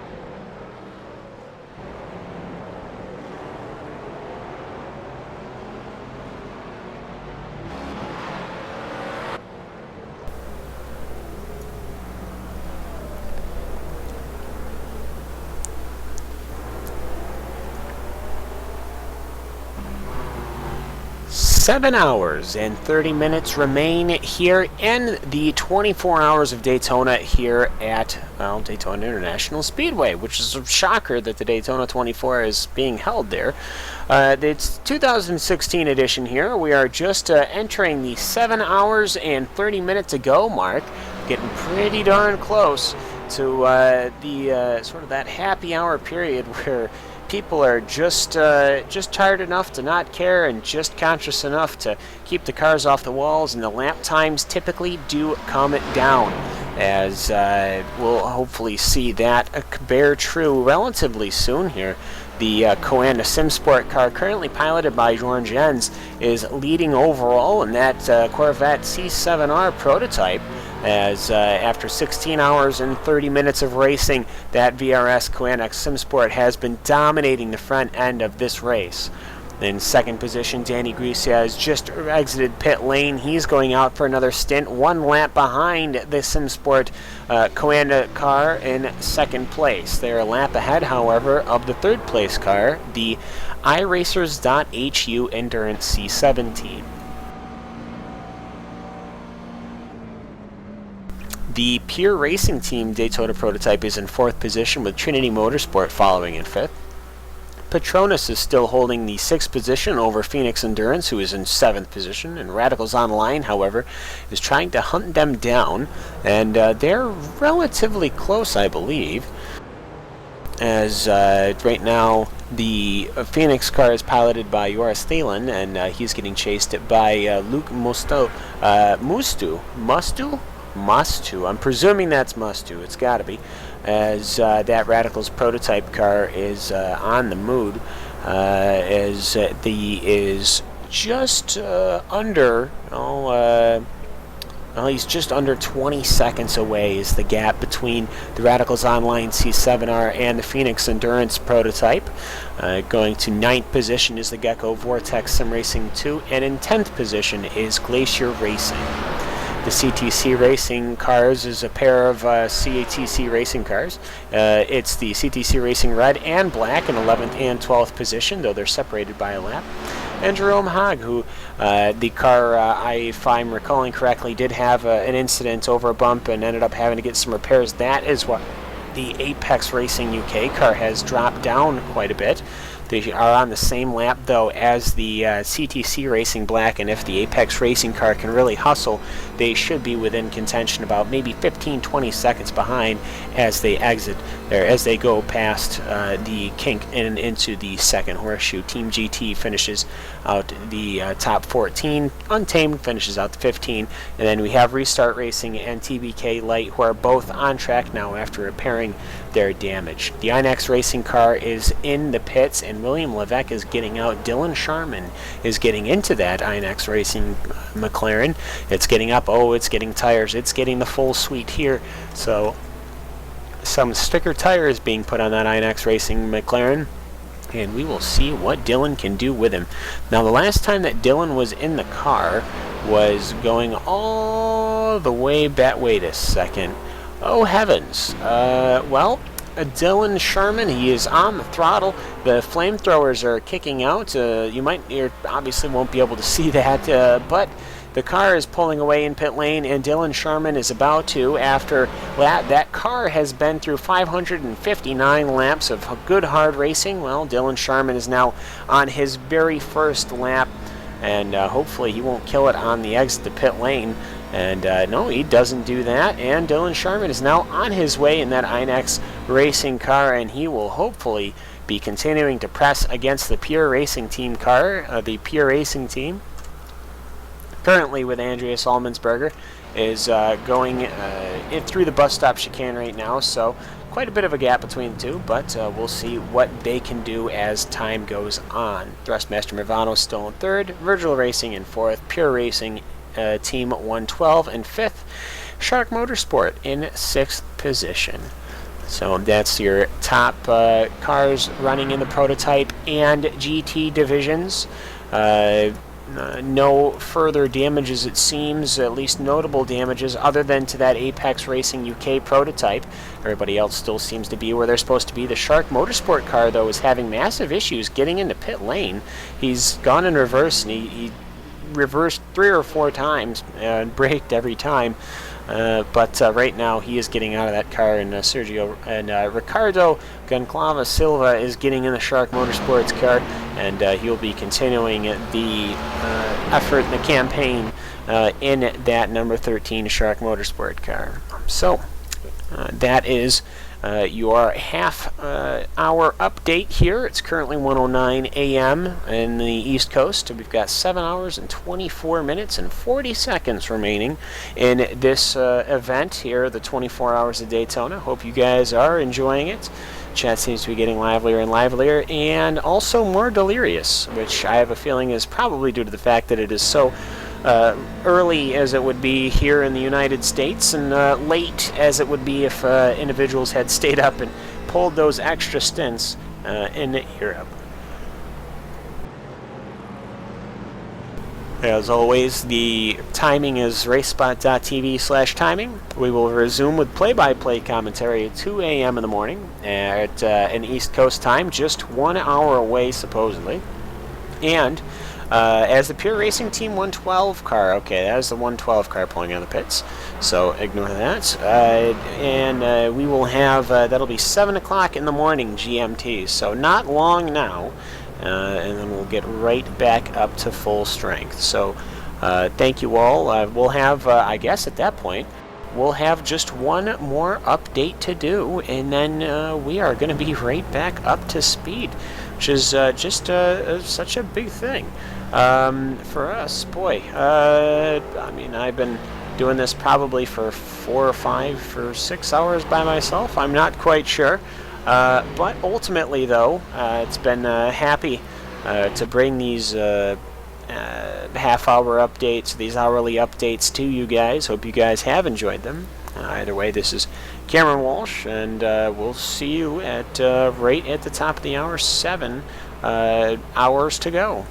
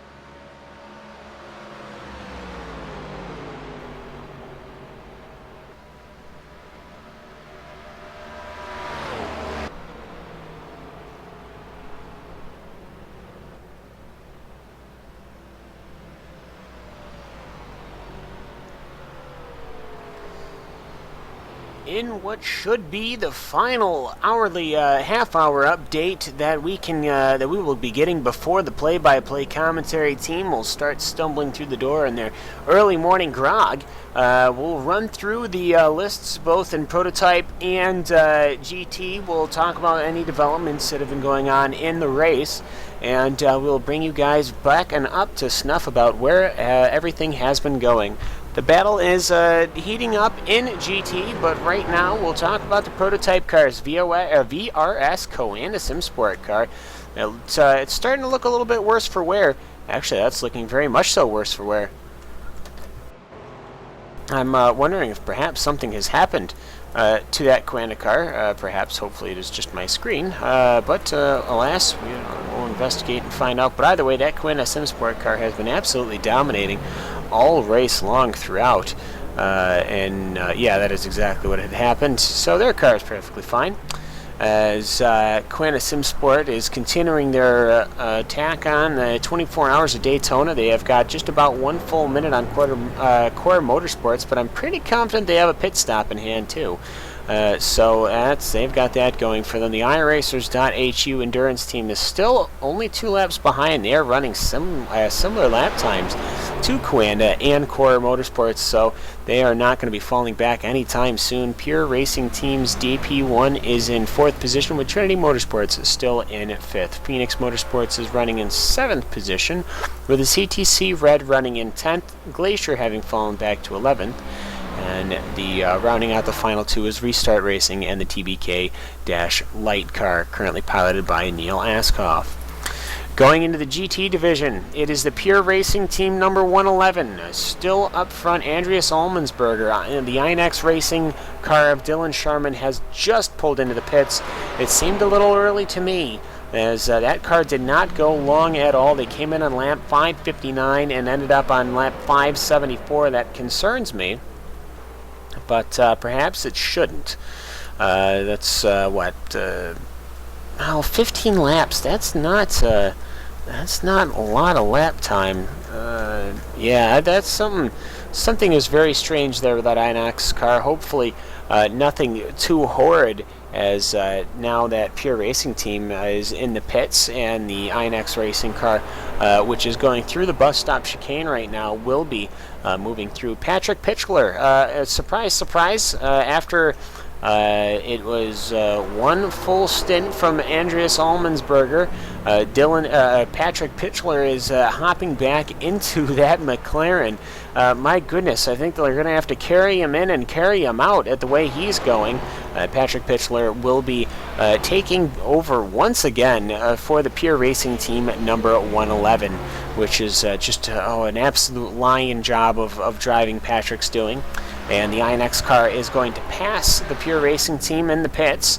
So INX Racing will resume the lead and seem to get quite a good gap going. Probably it'll be about 30-35 seconds, as the INX Racing will resume leading in the GT category. Thrustmaster Movano GT is in 3rd, with Virgil Racing in 4th, Pure Racing Team's 112 car in 5th, Shark Motorsports in 6th position. Overall, though, the racing has been relatively clean. Everyone is still running strong. 33 cars are still rotating. I don't think there's anybody parked on pit lane. Pit lane is a very clear place right now, except for the prototypes that are pitting, which doesn't make it a very clean place at all, actually. So that's it's a little bit of a lie. It's a white lie, really. We'll find out who is on the pit road. CTC Red and Glacier Racing, and CTC Black and Restart Racing and Team GT, and Apex Racing UK and Radicals Online's prototype car. So all the prototype cars have decided to all pit at the same time, because apparently that's the cool thing to do. But overall, so a bunch of pits. And boy, a bunch of people that is mighty close. CTC Racing Red, Apex Racing, which is just leaving now, and the CTC Racing Black are all on the same lap, or at least they should be thereabouts on the same lap. So some exciting racing which is going to be afoot, as that Gecko Vortex car is also involved as we go forward. So that will finish up the hopefully the final half-hourly update that we will have here at the 24 Hours of Daytona, the 2016 edition, here under the lights for this year.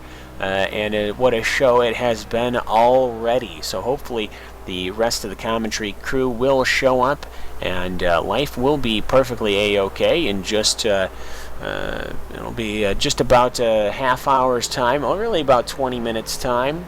So we might be able to squeeze in perhaps one more update, at least as the commentary team will step in and get acquainted with the race. After that, we'll be bringing the full finishing coverage, the final 6-ish hours of the 24 Hours of Daytona. So thank you guys very much for tuning in as always. Thanks for staying active in the YouTube chat, of course. Love talking with you guys as just going through the final motions here. The racespot.tv/timing is still up and available for all your live timing and scoring needs, as well as hashtag iRacing Daytona 24 and hashtag RaceSpot if you're on the Twitter. And we're more than happy to take your comments and some of your concerns. But either way, for for Cameron Walsh here in the iRacing.com booth right now, here at the 24 Hours of Daytona, along with RaceSpot TV, we'll see you all in just about 25 minutes time.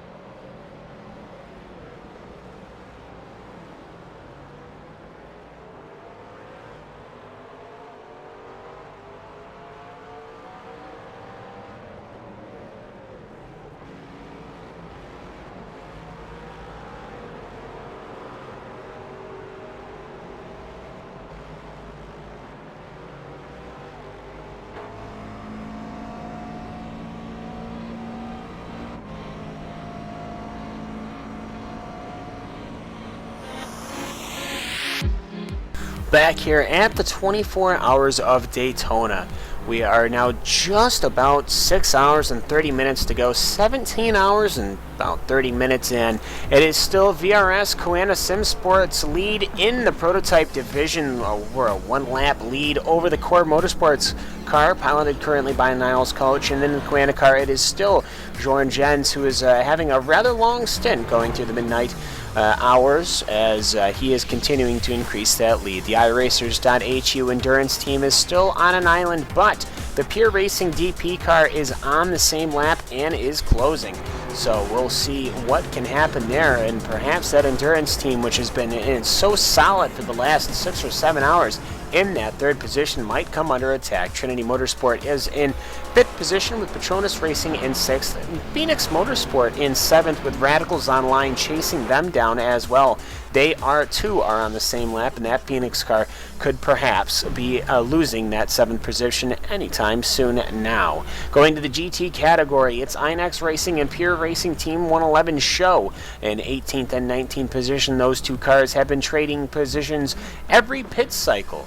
As we will go down, it is Thrustmaster Movano Racing in the 20th car with Virgil Racing in 21st, currently in the pits right now. Pure Racing Team 112 is in 5th in the GT, and Shark Motorsport is still in 6th in the GT class. No retirements since the last update or any incidents. People have been coming in, though, for pit stops and have been leaving, so the field is still getting quite jumbled up as the pit strategies are all playing to their best, as we will leave with just 6 hours and 30 minutes to go. This is most likely going to be my final update of the day here. Of course, this is Cameron Walsh with RaceSpot TV on iRacing.com and iRacing Live, bringing you guys the 24 Hours of Daytona. I hope you guys have been enjoying these half-hour alerts and updates over the last probably 6-7 hours. I haven't even paid attention to it, but it has flown by thanks to you guys, the viewers in the YouTube channel, and I'm sure we will see you all again soon. So for me here in the booth, and we'll be trading over, I'm sure at some point relatively soon. It has been a good time, and we will let the race continue with the engine sounds of the 24 Hours of Daytona.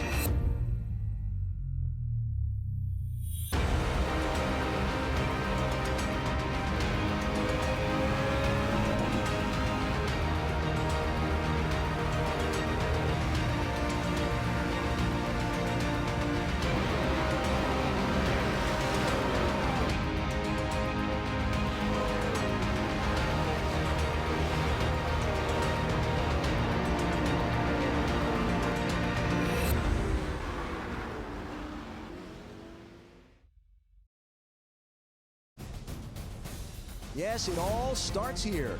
It's opening day for the Verizon IndyCar Series. From St. Petersburg, Florida, new cars, some new faces, and an old, solid group of veterans and winners. Get ready, stay with them here. They call it the Valley of the Sun. They're running laps at 155 miles an hour. Long Beach, California, a beautiful destination city with a huge sandy beach, great marinas, cruise ships, and once a year, the Verizon IndyCars. The spectacular, undulating Barber Motorsports Park, Indy Grand Prix of Alabama. The acceleration begins. The new champion of the Grand Prix of Indianapolis is... Everyone wants to win. Only one will.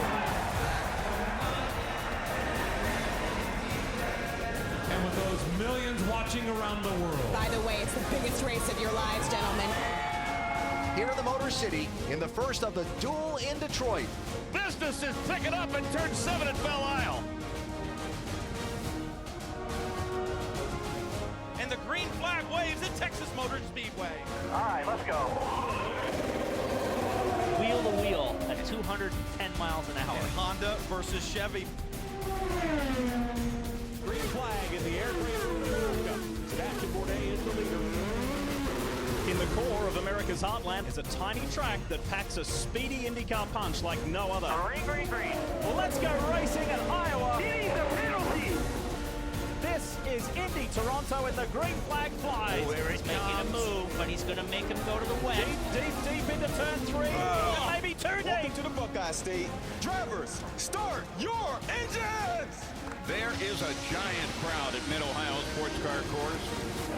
All right, that's it. That's it. Excellent job, young man. Excellent job. You won Mid-Ohio. The tricky triangle is definitely very tricky. Look at this pack now! He's not giving him anything. That's how you're supposed to race. Over Labor Day weekend of 2016, we will welcome and host the Grand Prix of Boston. It's the Indy Grand Prix of Sonoma. It's the championship decider. It's time to bring the action. Race fans, there they are.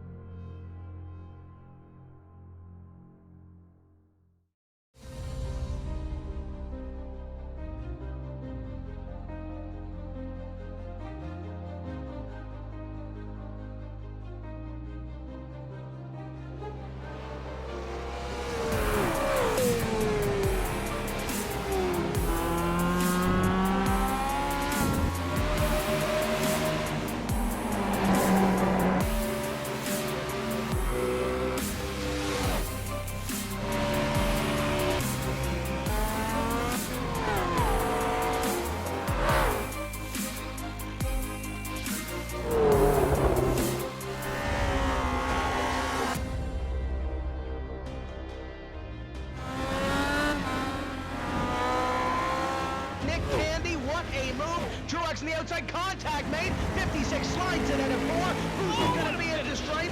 Dead even, give it to Ryan Truex. Truex is your winner over Tandy.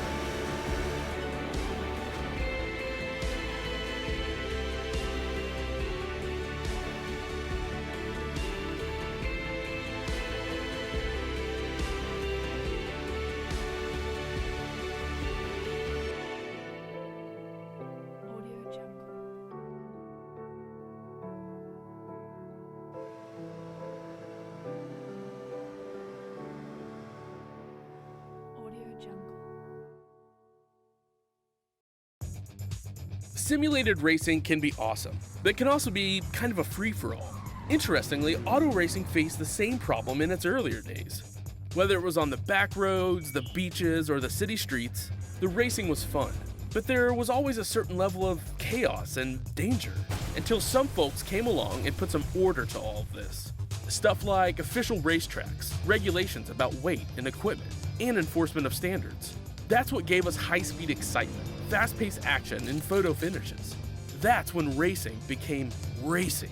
The guys over at iRacing.com have made the same transformation in the world of sim racing. Sure, they've got the most accurate tracks and realistic cars out there, but that's just the start. See, iRacing analyzes the performance and results of each driver in every race, so you can be sure you're always placed in races where the competition will be tight, and that those reckless drivers who ruin it for us all are kept in the pits. Not to mention that with over 45,000 active members already in their vast community, you can find races day and night, so you can always get in on the action. You can even join a league of your favorite series. And since updates are always automatic, you don't have to worry about software and can focus on the track. Zip up your fire suit and check out iRacing.com.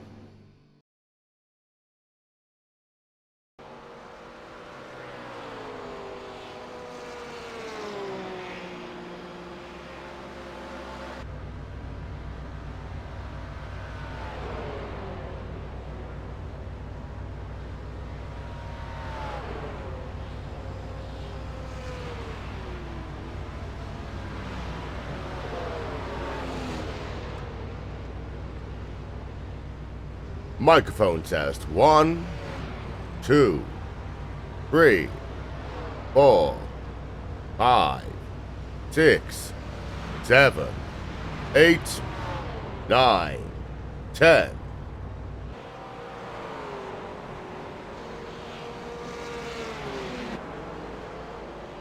Hey Cam, can we get you a microphone test, please? I suppose we can. Hi. Can you, count to 10? I can try to count to 10, alright, but, you gotta understand, I went to, a public school, okay? Let's see, so there's, 1, and then there's another 1, and then there's another 1. So there's 3 ones, and that's the Pure Racing team car. Then I think was there anybody number 2? Yes, then there's the Gecko Vortex Sim Racing number 2 car. Then there's the Untamed, that's number 3. Then the Core Motorsports is number 4. 5. That was the Cracks Racing car that never really started. 6 is the Radicals Online C7R, which is an 8th, and I think just spun out. Yes, they did. Oh, heavens, on the exit to the bus stop. See, everyone starts crashing when you show up. 7 is the Pure Racing Team DP in 4th. 8 is Aftermath Motorsports Red car, which is leading a massive train of GT cars right now. There's 5 GT cars behind him. Adam Gilliland in that. And 9 is INX Racing, who is competing for the win in the GT class. And then 10 is the Gecko Vortex Sim Racing number 1 car, which was totally walloped after they spun. Are you Bert or am I Bert? And are you Ernie or am I Ernie? I have no idea. I prefer Statler and Waldorf. Oh yeah, we'll do that. It's like we've just learned to count here on Racebot TV does Sesame Street. I suppose. I don't remember watching Sesame Street. You know what? I'm the same. It's like I never actually really watched it. It's just that thing like everyone apparently should have done, and it's like, well, watch it on YouTube. I just watched the Statler and Waldorf clips. Yeah. So yeah. I'll just do a quick microphone test. So 1. You already did. 2. Everyone 3, already heard it. 4. 5. It's the 6. second microphone test. 7. 8. 9. 10. Who doesn't say I have 2 microphones? You know that I actually do have 2 microphones. I'm aware that you have fancy microphones. And now you have a fancy computer that can actually show lighting on the racetrack too. We are just by making things exciting older advances. than they should be. Well, actually, the track is returning quickly to the color that it for once it came. If you're watching, if you're looking, the marble acclamation and the dark line, it is absolutely inspiring. How much rubber has been laid down over the last 17 hours and 43 minutes here, Will. And do you want to know who's leading? I could ask you, but I kind of know because it's showing up on my live timing and scoring. Although it's showing up on my live timing and scoring with a question Live mark. timing. Yeah, the live timing and scoring has gotten a little slow. Okay, it was off by about 8 laps. 8 laps. No, you know what? My live timing and scoring is still actually behind. It's still showing Niels Koch leading the race when actually it is behind the Sim Sport. So should I try and give it a bit of a reboot? Oh no! Let's turn it off. Can you do it without somehow stopping the stream? And let's I would turn it prefer off. that. Well, it should only have an update delay of 30 seconds, so I'm going to turn the update delay off. There you middle like two seconds. And then let's put the update interval to 30, so we can just reduce a bit of stress on the server.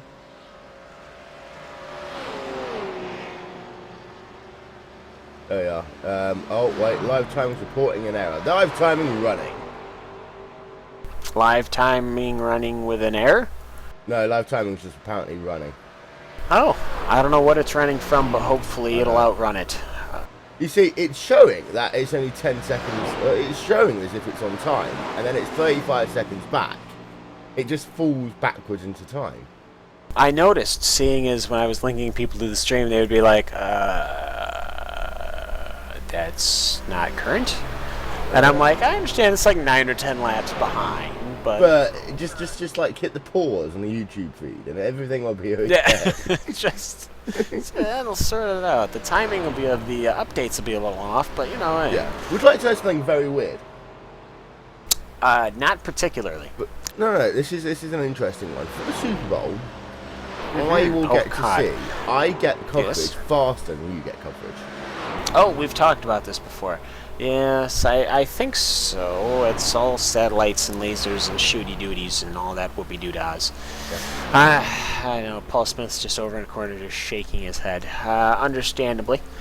Anyways, so we've had a question, Will, in the YouTube channel. What is the link for timing? Well, Austin, that is going to be racespot.tv/timing. That's going to get you your live timing and scoring, and hopefully semi-live, somewhat live, kinda live. How about that? It's kinda live. And, of course, as the broadcast progresses, or regresses, really, depending on your outlook, we're going to be getting the commentary team back together, and hopefully I can sign off and get some snooze before we hit up the Neo Endurance Series tomorrow at 9 a.m. Eastern Standard Time. Yes, I am. There you are. I'm ready to go to bed. I'm ready. So the Neo Endurance Series is going to Spa-Francorchamps, and less than probably 7 hours from now, the Neo Endurance Series will be launching their 8-hour endurance race at Spa-Francorchamps. It will involve the HPD prototype, the 2 GT1 cars, the Aston Martin and the Corvette C6R, as well as the GT2 Ford GT. We hope you will also join us there on top of finishing off this amazing 24-hour endurance event here at Daytona. And we will continue to roll onward into the night, into the day over in Spa-Francorchamps. And we hope that you will enjoy and join us there as well. There we are. We will bring you back commentary in 11 minutes and 25 seconds. Or there or thereabouts. For anyone who knows, I have yet to drink coffee. So we talk about coffee, and we talk about the fact that I'm apparently awake, but still need a little bit of time. So here's to you, ladies and gentlemen. Cam, go to bed, buddy. Yes. All right. I just have one thing to say. Go on. We need to figure out a way to tell the stupid camera director to, like, sit on a camera for, like, more than 5 seconds. I know. Okay. It's as if we gave the cameraman, literally, some blue Smarties. It was like a cat with blinking lights, and every time the light would blink, he would just swat it. And yeah, it was like we gave the cameraman a load of blue Smarties. It was like, go on and do some cameras. But yes, either way though, you can probably cut the music. Cut my music. There will be many different camera angles, and momentarily, relax. We've only been doing this for about 45 seconds, and we've already got people asking us if this is the only view. So, 6 hours and 10 minutes remaining in the 24 hours of Daytona. People don't like this camera view. It's a nice camera view. It's a nice camera view. It's a nice camera view. Yeah. So we've got the VRS Koana SimSport car is still leading, a minute over the Core Motorsports car, with the iRacers.HU Endurance C7 team in third. And in the GT division, it's Pure Racing Team 111 with Peter Pitchler, and doing his legendary stints. We've did the math. Andreas Almensberger has done 4 stints total in that McLaren. Patrick Pitchler has done every single lap other than that. But that's still going to work and fair share, right? Oh, yes. They're very comfortable. They're about 30 laps ahead of the fair share, 25% required laps. So the Pure Racing team is currently leading right now. iNex Racing has been trying to switch with them when Pure Racing team pits and gets tires. Now, here's an interesting fact.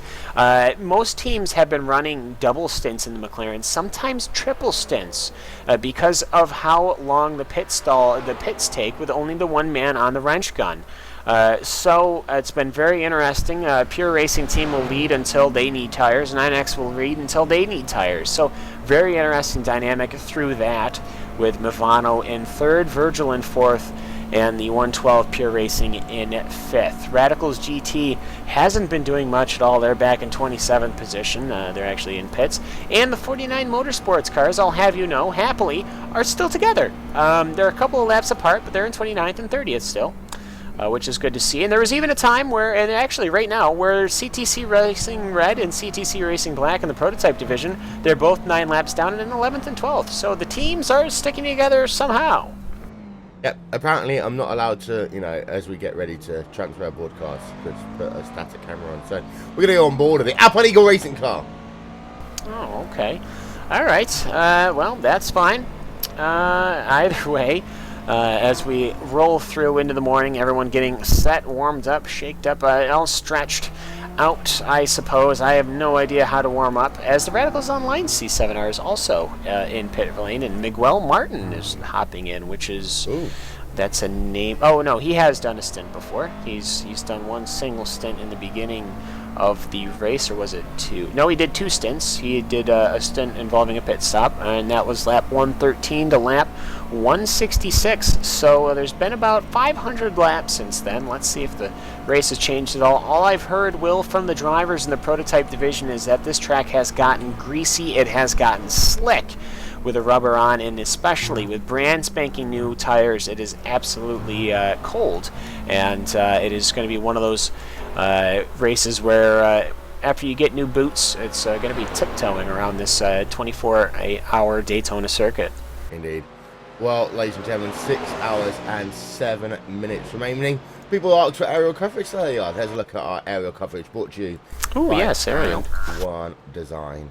Should we just put it on? There we are. Let's give the cat back control for a couple of moments. Okay, all right, cat back. All right. Well, either way, for me, Cam Walsh, I've been giving you your half-hourly updates. Well, we're going to give you guys who are going to give you updates much quicker, almost instantaneously. Wow. The modern technology. Either way, so for me, Cam Walsh, for the first, 17 hours and 53 minutes of this race, it's been a pleasure, and we will see you guys on the other side. And I hope you guys have enjoyed our coverage so far and dealt with problems the same that we have. Over this last 17 hours, it's been an adventure, and we will see you all next time. So I'm signing off, so long for now. Well, ladies and gentlemen, that was Cam Walsh. It's going to be breakfast soon. Breakfast with Will, Johnny, and Paul. Or, as we like to call it, it's 2 Brits and an Aussie. Because we actually like that sort of thing. We're having a look there at our aerial coverage, brought to you today by Ad One Design, the official graphics partner of RaceSpot TV.